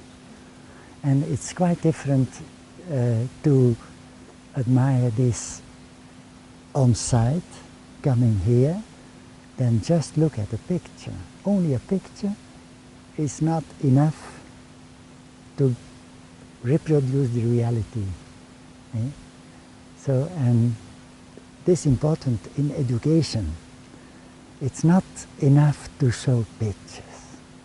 It can help, but it's just a part of the whole thing. You have to go on site.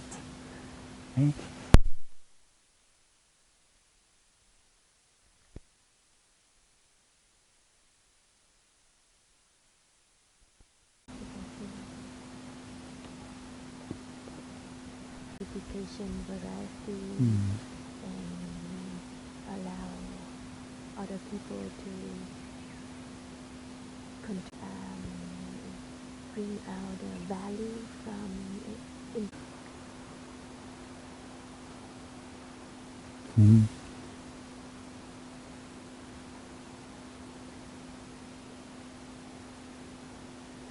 The waterfall, the sound of the birds, the good smell.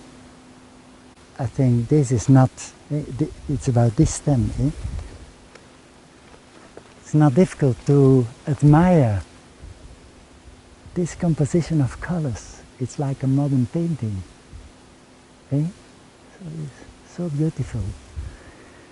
And then you can go more analytical and see what is growing here, and you find lichens and other species of lichen, several species of lichens, and here also all lichens, you see. And what is here, very interesting, it's a beetle, a dead beetle. So that's the way to discover how fascinating is nature. Just to use your eyes, use all your senses, you discover so beautiful things on unexpected moments, like this.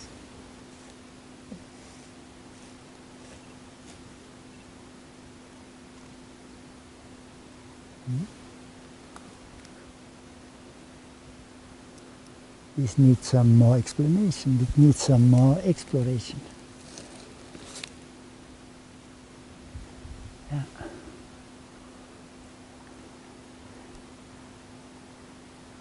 Nice, very nice place. Yeah, in fact, about art, you cannot discuss who is right, who is wrong. It's a feeling, it's the whole composition. It's so beautiful. It's just art. Before we have the scientific question, you can enjoy the artistical,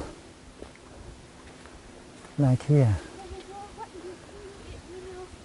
Just told me this combination of stem like this is like art, and what you feel if some people are Nice. All this composition of colors.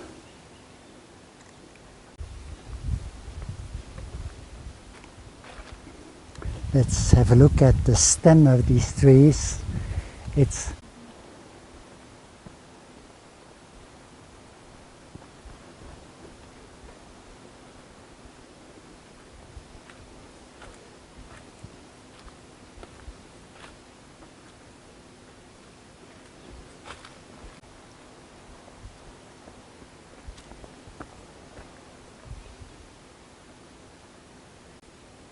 that's a kind of pump, or also come from some animal or something.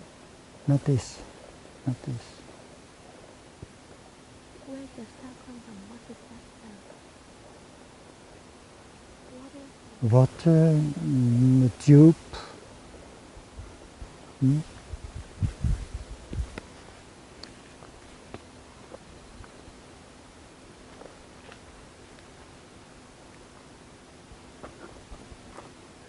It's nice, a very nice place here. You have here variety of bananas. This is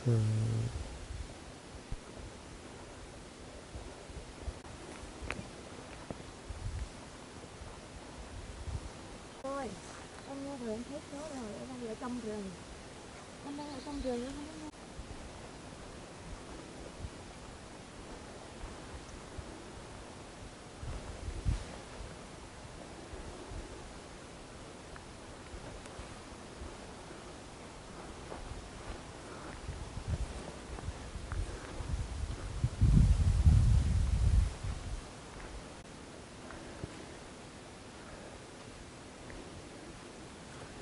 Here, look at the mosses at this wall.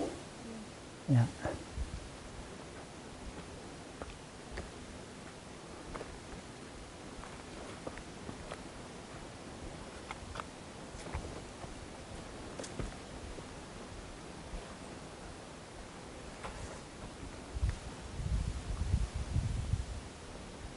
Yeah.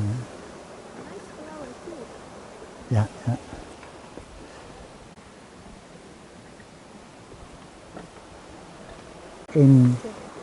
Active in sunny places, then the dragonflies will especially be active on sunny places, because the dragonfly, here you see the same species as above but bigger size. So because we have more water here. Yeah.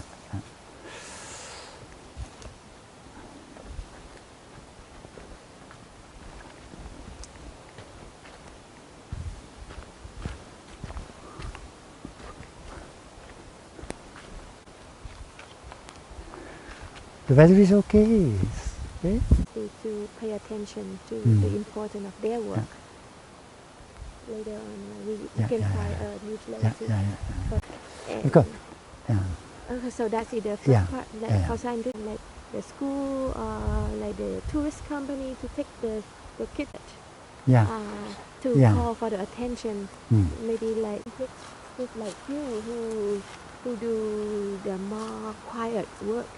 So how those, for example, in the society in Vietnam, those scientists are, got like difficulties, like where to publish their, not where, but there's not a supporting system there to assist their work, and also nobody cares. Your question, can you repeat a little bit your question, because there are several components in your question. Okay, so my main idea. Maybe we have to take another place because it's coming back always. Their work. Yeah.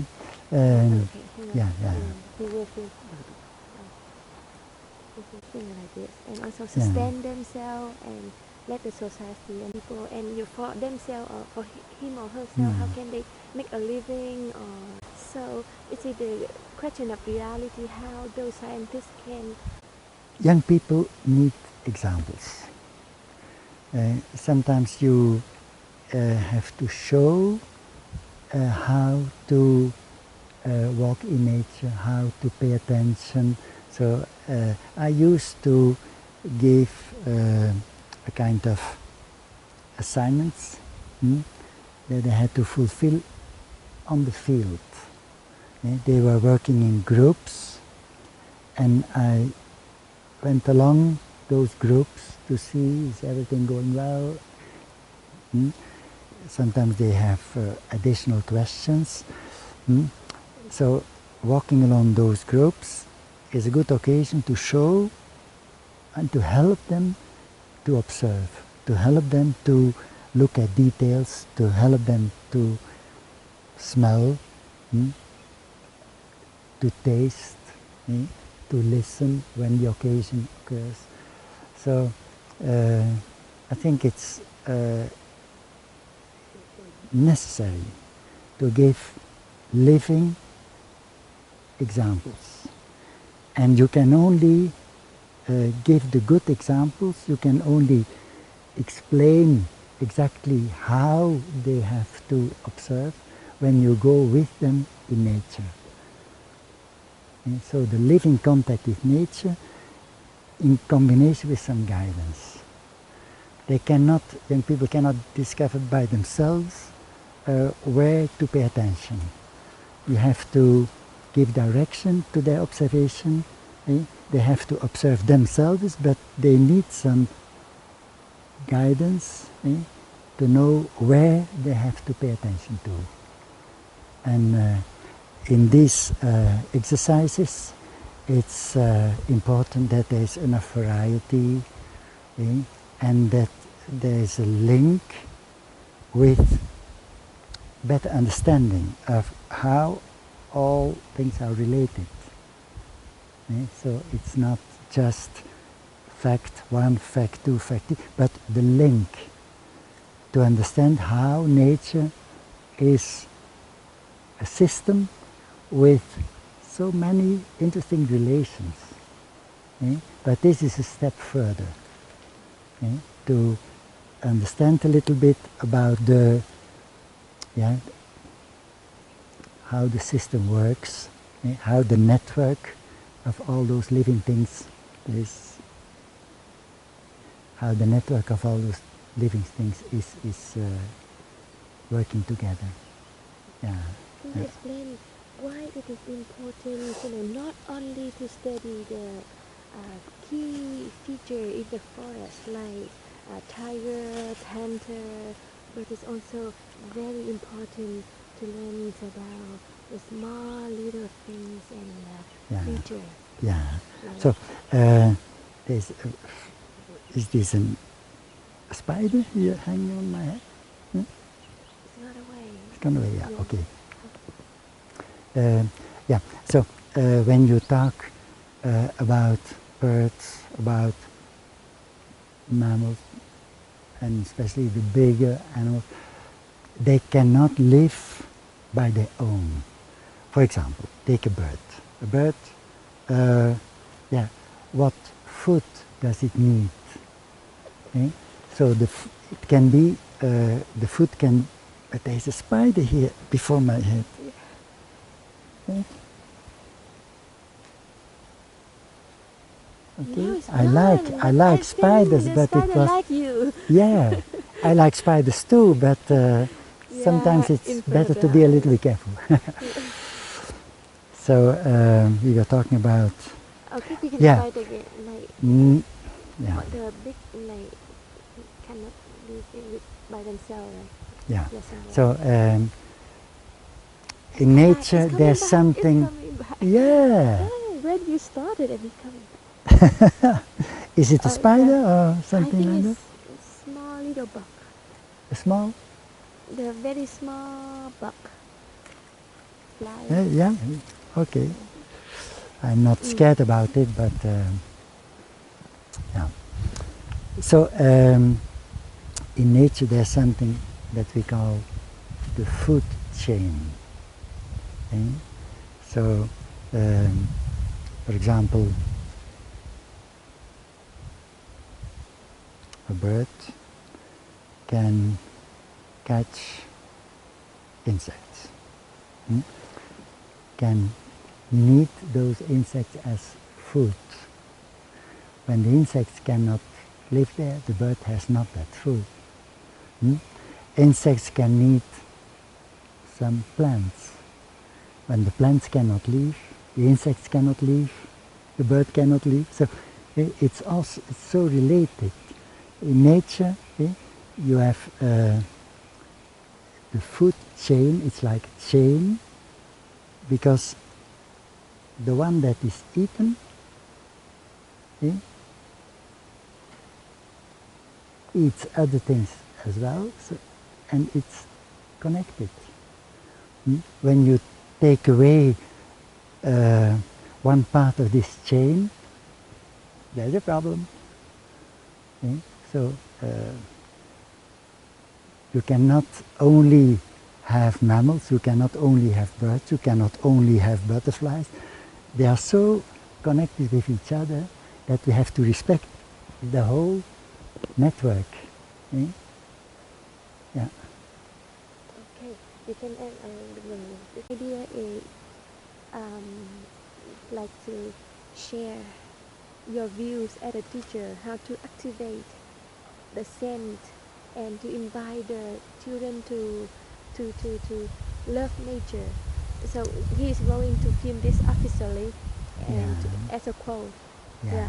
So you can take time to think and then you give the signal. So I like the previous part that you said that they can touch, they can use all the senses like see it, feel it, smell it, and hear, and the way you express it so nice. I can understand. So this is for the quote. So you need to prepare. But I think here for you, the place is very like it is true to that quote. So you can do that.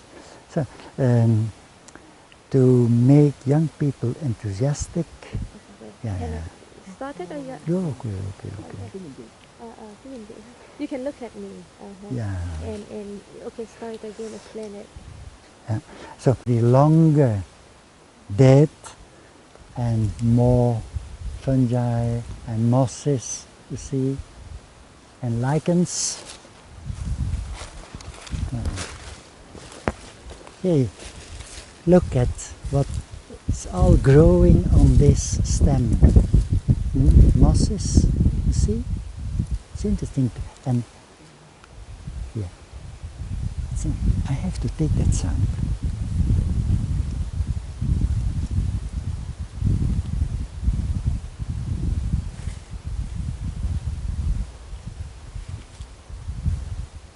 Yeah, I can continue. So yeah, I take. So we need magnifying glass. Also to show things to people who walk with you. So you can have a look.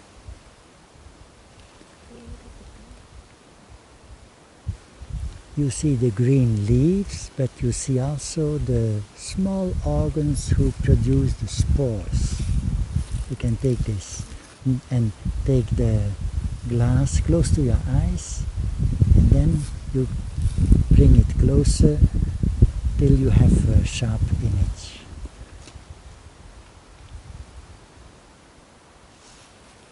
You can bring closer till you have sharp.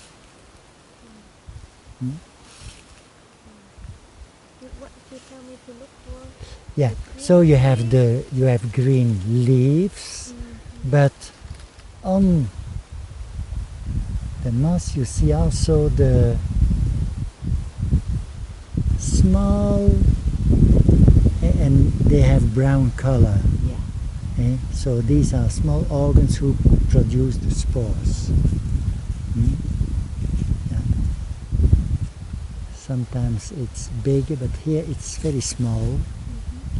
See, this is the same. Yeah.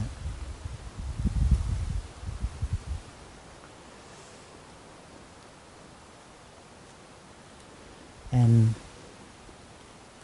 this is something quite different. You see also here. This is not a moss. See, this is a lichen. You see this? Yeah.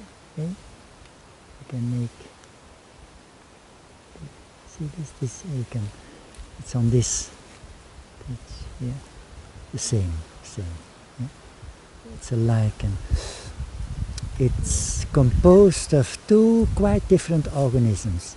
It's composed of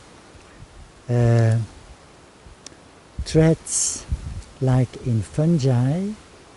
We call this hives, and algae.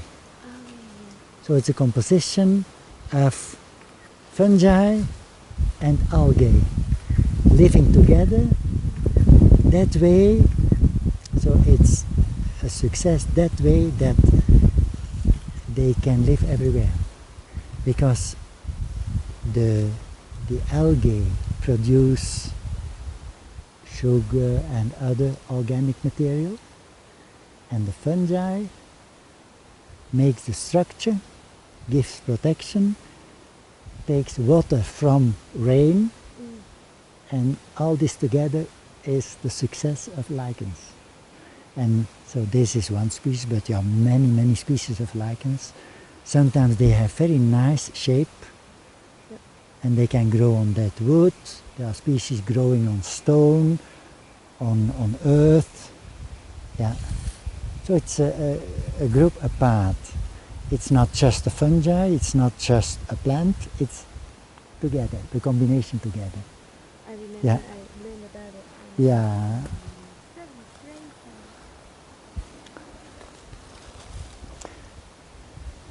Anyway, you see how dead wood can host many species. When you look further, look at this side. It's like a botanic garden. Okay?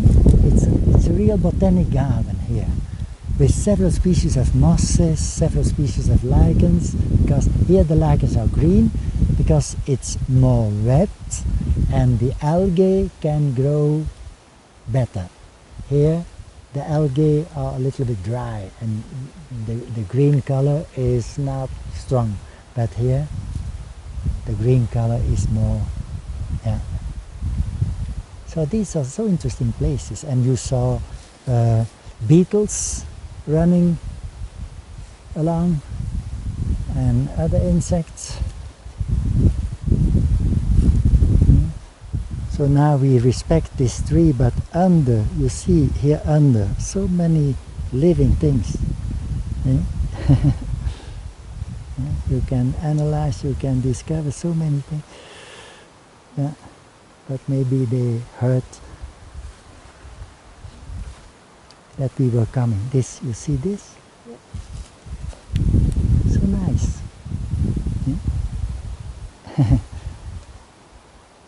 And there's a moss, but so fine, the leaves so fine and so soft. Hmm? Yeah. It's interesting when you walk with children that they can feel, that they can use all their senses. Smell, feel, feeling, listening, looking. So you need to activate all senses. Yeah. It is how you do this with your students in... But also when I guide walks, also for adults and children together. Yeah. So how did you activate it? You know, all the senses, like to take them to the forest and you know. Yeah, at least I invite the members of the group to smell. They just don't think about smelling. And sometimes it's very interesting to observe the smell of something. This is especially interesting and even important in studying mushrooms and toadstools, because the smell of mushrooms and toadstools is a very good help in identification. You may not forget to use this character, this feature. Okay. Em thì nghĩ chị phỏng vấn câu này ở đây. Yeah, not a bird, it's an insect. From the group of the grasshoppers.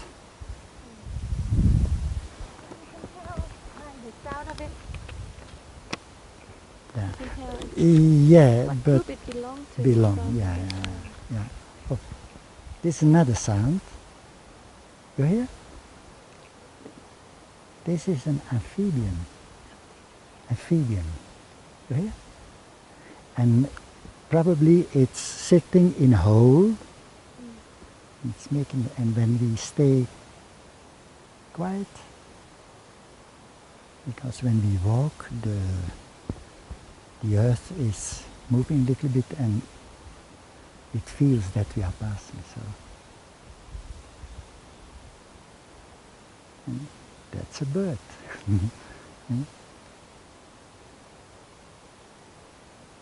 Maybe it has heard. Yeah. So it's at night you hear a lot of amphibian songs.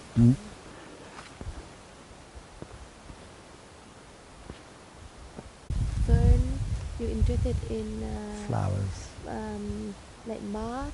Yeah, insects, of course. Yeah. Like the few that you're interested in. Yeah. And then you know we can cut that part to. Of course. Yeah. But when we pass by interesting examples, it's better to stop, and then you can see where you can put it or drop after finishing everything. In a picture, so the whole leaf is needed, and then the details. This is just a part of the leaf, and how it is on the underside, but here you don't see spores yet, maybe the very beginning, not yet, so it's maybe too early. Yeah, that's indeed, these are ripe here, so it's in another way than before.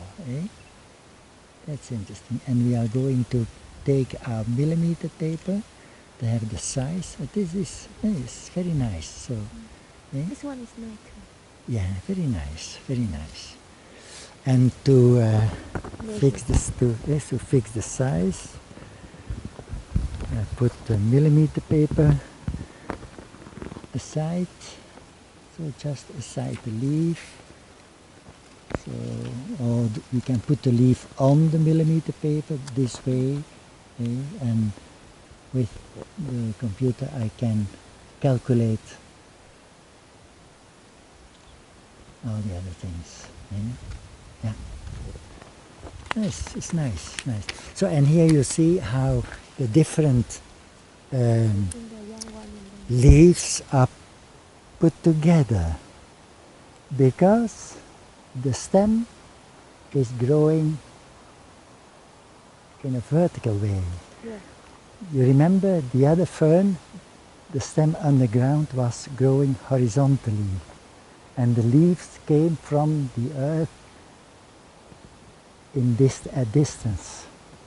Ah, You understand? yeah, yeah. So when the stem grows horizontally, the leaves appear at distance from each other. But when the stem grows directly below, then the leaves have no other option than to appear together. Okay? Yeah.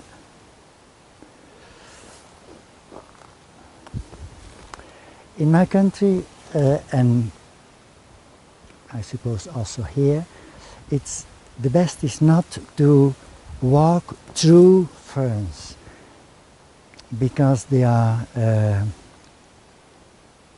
ticks, you know? It's tick is it's not an insect, it's like a spider, but it's not a spider, but it's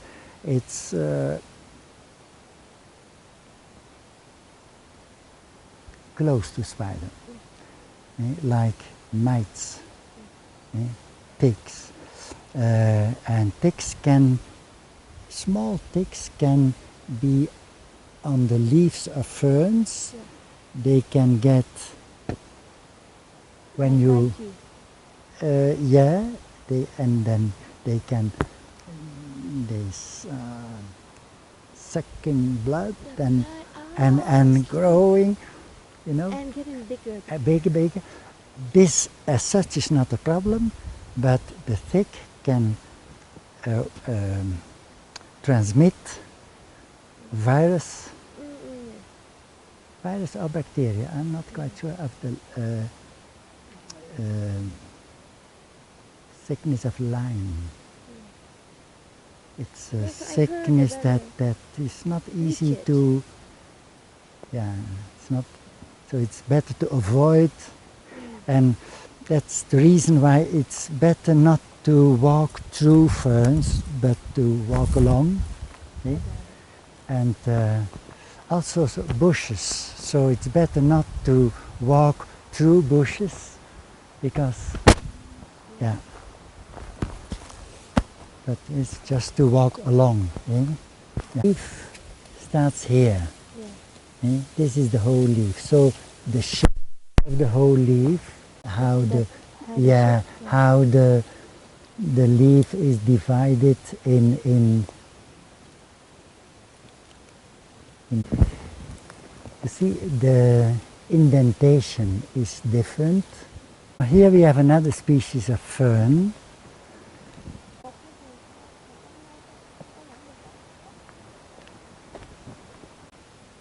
The fluid from the stem of the conifers, and it has also the leaves. When you take some leaves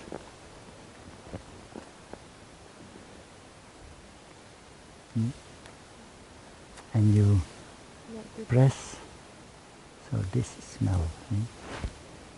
It's not so clear now. Do you smell a little bit?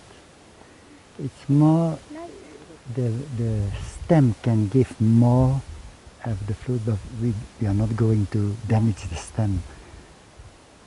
Yeah, I can hear the smell from it, but like it's not strong. It's not strong enough.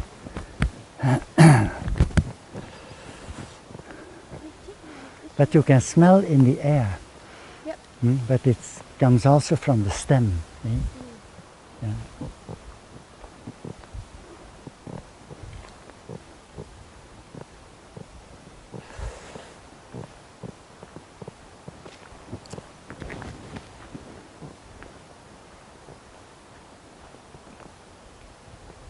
So when you see this, some people think, oh, why they don't take away? But no, it's interesting. So dead wood can host a lot of living things.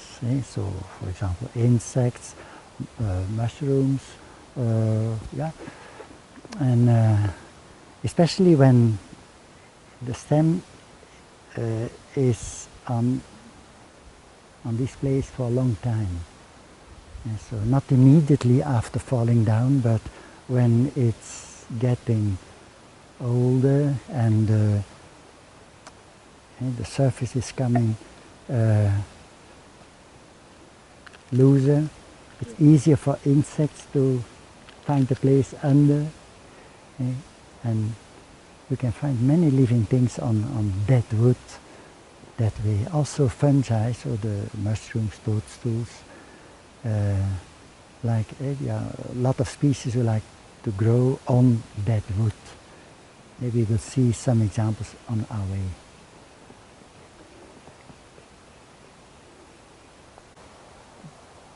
It's not so interesting for other plants to grow between. They can get not enough sunlight this way. See? So other plants under these ferns can get in trouble because of lack of sunlight. So we have to respect all species, but this is a species that sometimes we need to limit a little bit, because it's covering, it can cover too much, and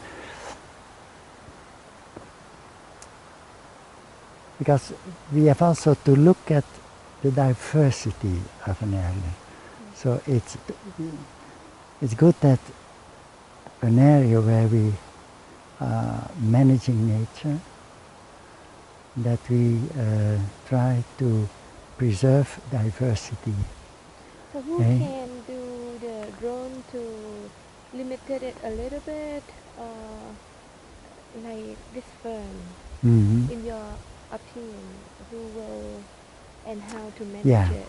So this is, in my country, it's a question of nature management done by the responsible person for that area.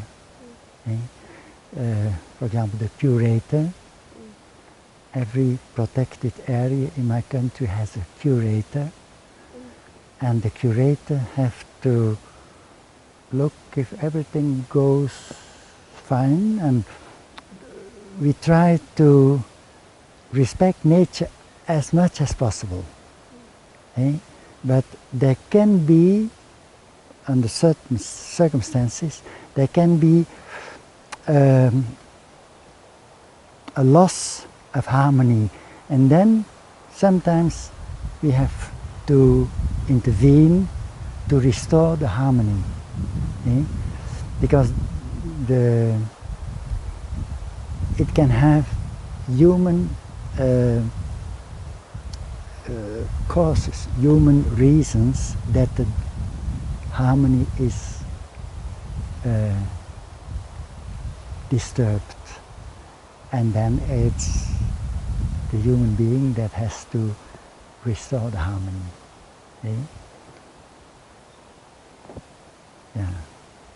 For example, we will see invasive plants, plants who don't belong to this area, but they came from elsewhere, and they didn't have enemies on that place, and they grow so wild that they put the original living things in danger. Then it's the responsibility of the curator to intervene and to limit those invaders.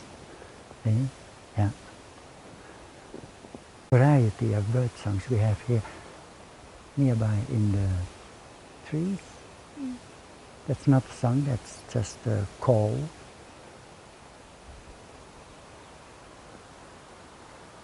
Can go further. We are coming closer to the place where we hear different bird songs.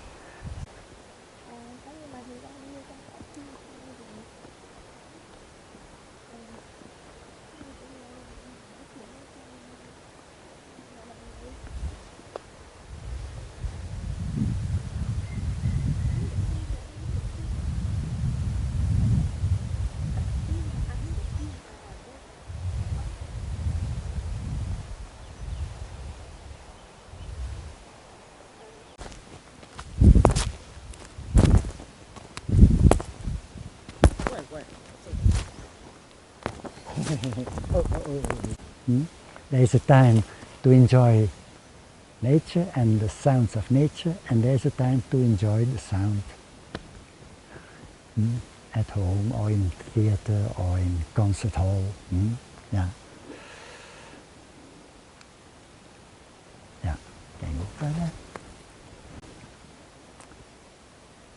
The name, so in my country has the name of adelaar. I have to look up in how it's in English. But it's exactly the same species growing, for example, in Western Europe. It's in all over the world. So we call this a cosmopolitical.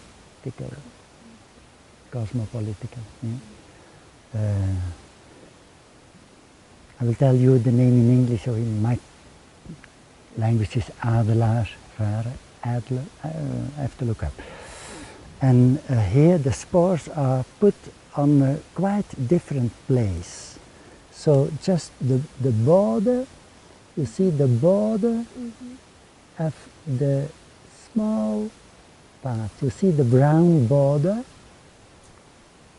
You see? Yeah, yeah. So these leaves have a brown border. Here are the spores. You see? It's the border of this part of the leaf, because the leaf is starting here. This is one leaf. This is one leaf. It's not a stem, it's just a leaf. The stem is under the ground, and the stem is growing horizontally under the ground, and the leaves are coming from that stem underground. So that means that the leaves are at distance from each other, and not put together. You see, that is just one leaf, and the stem is underground, growing horizontally, and we will see that leaf is on the same stem that grows underground, and it goes further, and it can cover whole areas because the stem is growing further and further. So how the fungus? It's not a fungus, it's a fern. Fern. These are ferns, these are ferns. For the, like this kind of forest, coniferous forest. So why is particular here and why is it? So different species have need. Oh, there was a very interesting insect sitting down, but I continue. So different species need different conditions. We will need ferns close to water. Some species of ferns need the immediate neighborhood of water and are growing along water borders. But this is an example. Also, they can grow remote from water.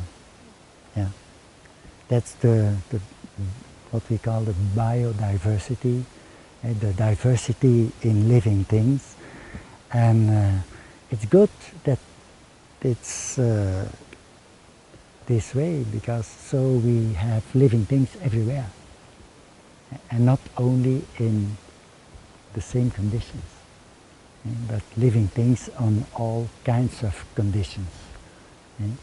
And it's interesting to know which conditions to live are needed for the different species. Listen to that sound.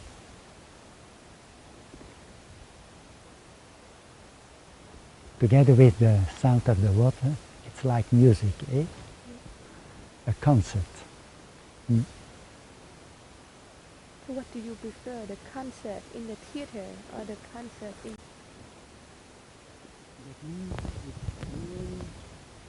All over the world, also in my country.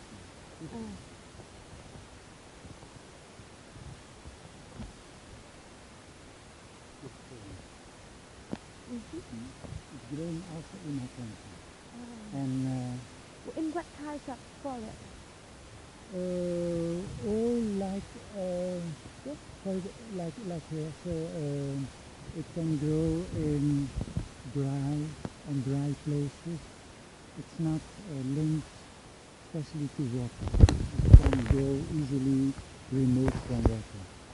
And in conifer wood like here, roots a little bit bigger. They can get still bigger, but the shape and the character are completely the same. Okay?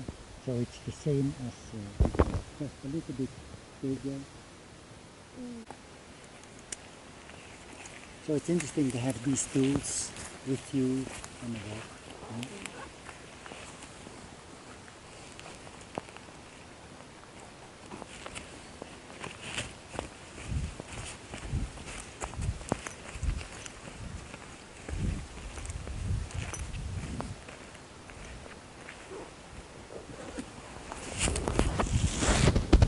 That's good.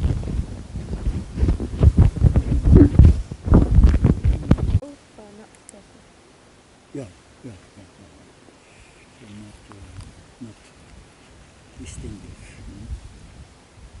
Today we are March 22nd.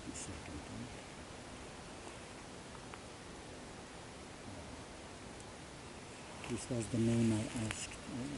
You know this? The wild duck. Yeah, it was not here. You want to take the photo of the branch, like with the Also, little. this is also an interesting detail. Yeah. So indeed, you see the surface of this stem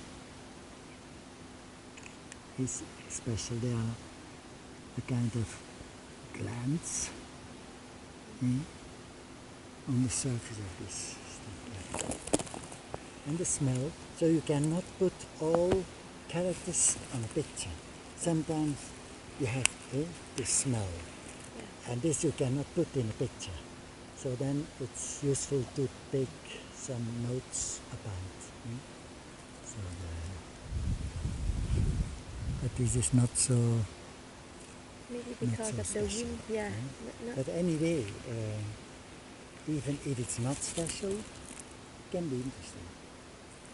So it's an example of characters, features that we cannot put in a picture. So and then it's good to write down this information with the time of the picture. So you see, So it's, like you usually do. because the picture has time as a moment that it's made, so it's 2 p.m. 15, and then I can write something about the smell, and later the time of the picture and this information can be put together in the picture. You don't need to remove something. And but now just and it's interesting to fix the details from the different sides. No, this is the young flower, not the fruit yet. Young flower, then the flower fully developed, and later developed. This nearly, we will see further, it can grow bigger, but the leaf has his full shape, but it can grow bigger. We will see further. This is just small, it has to grow more.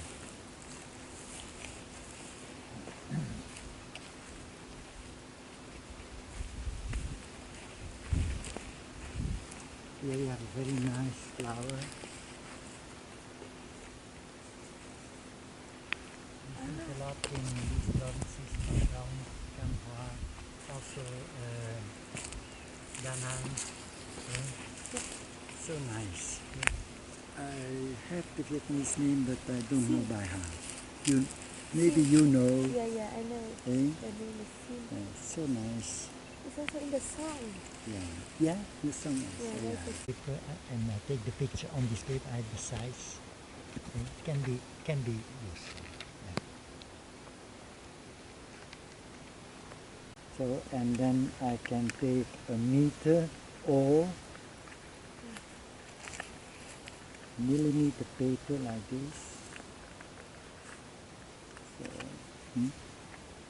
I can take this on the picture. So to have the size, for example, I can put this way, and then to put it together on to have an idea of size. And with the computer, I can use this entity to the rest of the picture. In detail, so close pictures.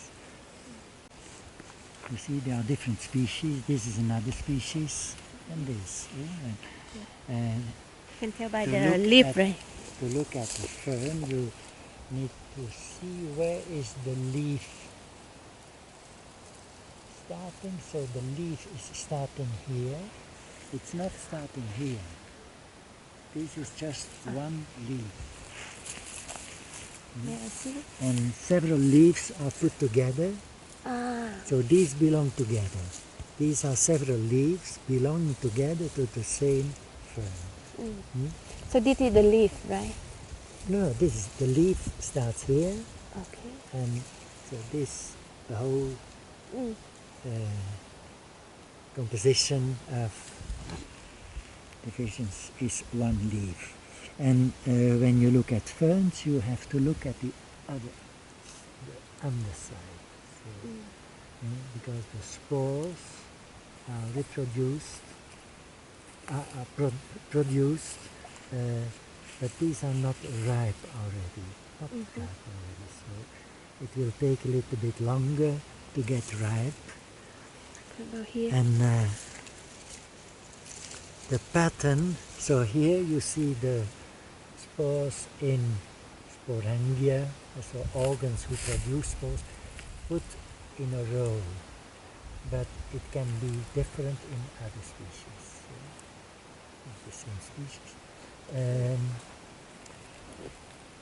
And sometimes there can be very similar species, and then we need to put the spores under microscope and to observe more in detail. So then it's needed to take enough pictures and to take a specimen to examine on the microscope. I did it last time when I had the occasion to work on Nguyên Institute in Đàng. Nguyên, oh that is Nguyên in Đắk Lắk. So first always to look at the underside, so, and to take picture from both sides. So start here. I need to take the picture of the whole composition, but that can be enough. At least, especially when the bird is singing. Just like now, it was not a song. It's not so typical. The song of a bird is so typical that you can recognize a species in most of the cases. So often the bird we can hear the sound, but it's not visible. Yeah. So this is a unique occasion. You see the bird. Yeah. Mostly it's just high in the trees, between the leaves. You cannot see, but you can hear. Yeah. And when I hear a clear sound, then I record the sound. So that's interesting, at least to have the sound when you don't have the picture. But here, it was a nice occasion, not too far, no contralight. It was good occasion to. So I've taken more than 10 pictures. So how do you record the sound of the bird? You sit still in nature and you do it? Yeah. The first condition is that you are close enough. Even when you hear a sound very far, you cannot record on a recognizable way afterwards. You need to be close enough, and then of course it's not easy in Vietnam to record sounds without motorbikes. But here in this place, not many motorbikes, and so I can take good sound recordings.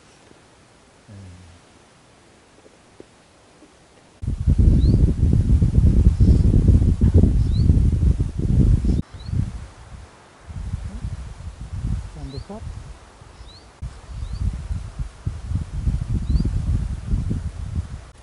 Do you think so?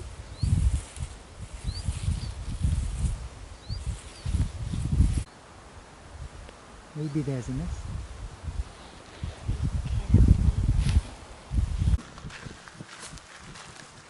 Em muốn quay ông đi Có chứ. em muốn tránh chị để chị tránh thì em nói. Không, chị cứ đi. Or from this side, maybe at this side. I don't know.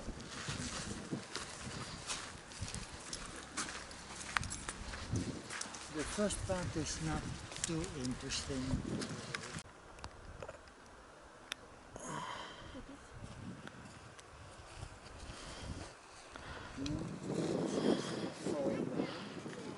It was from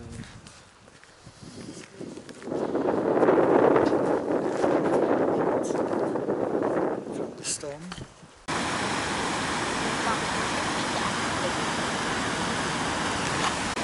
And it's a heritage.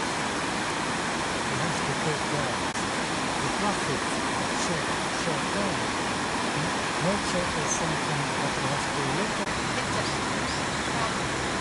But also the beauty of what is it?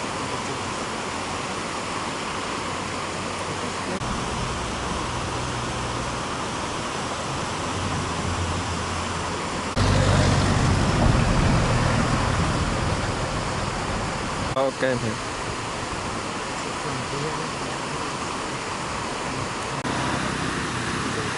Ông nói là cái cảnh này á, cái chuyện nhìn đây là rất là. I will look at the red.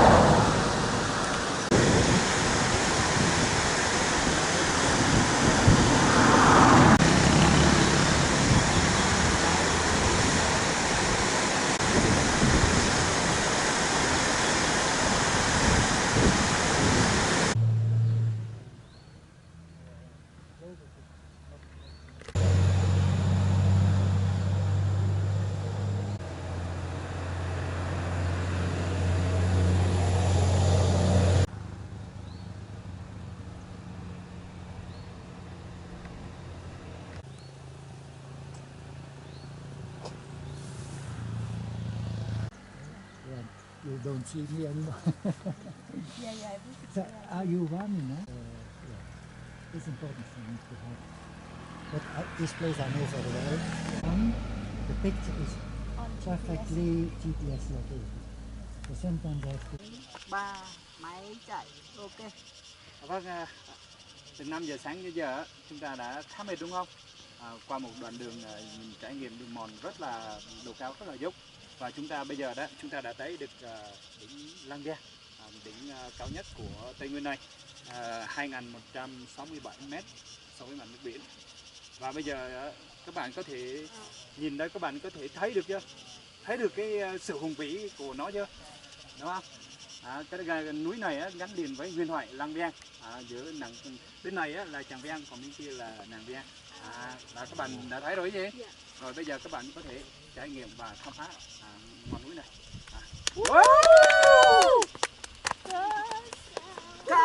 Ok.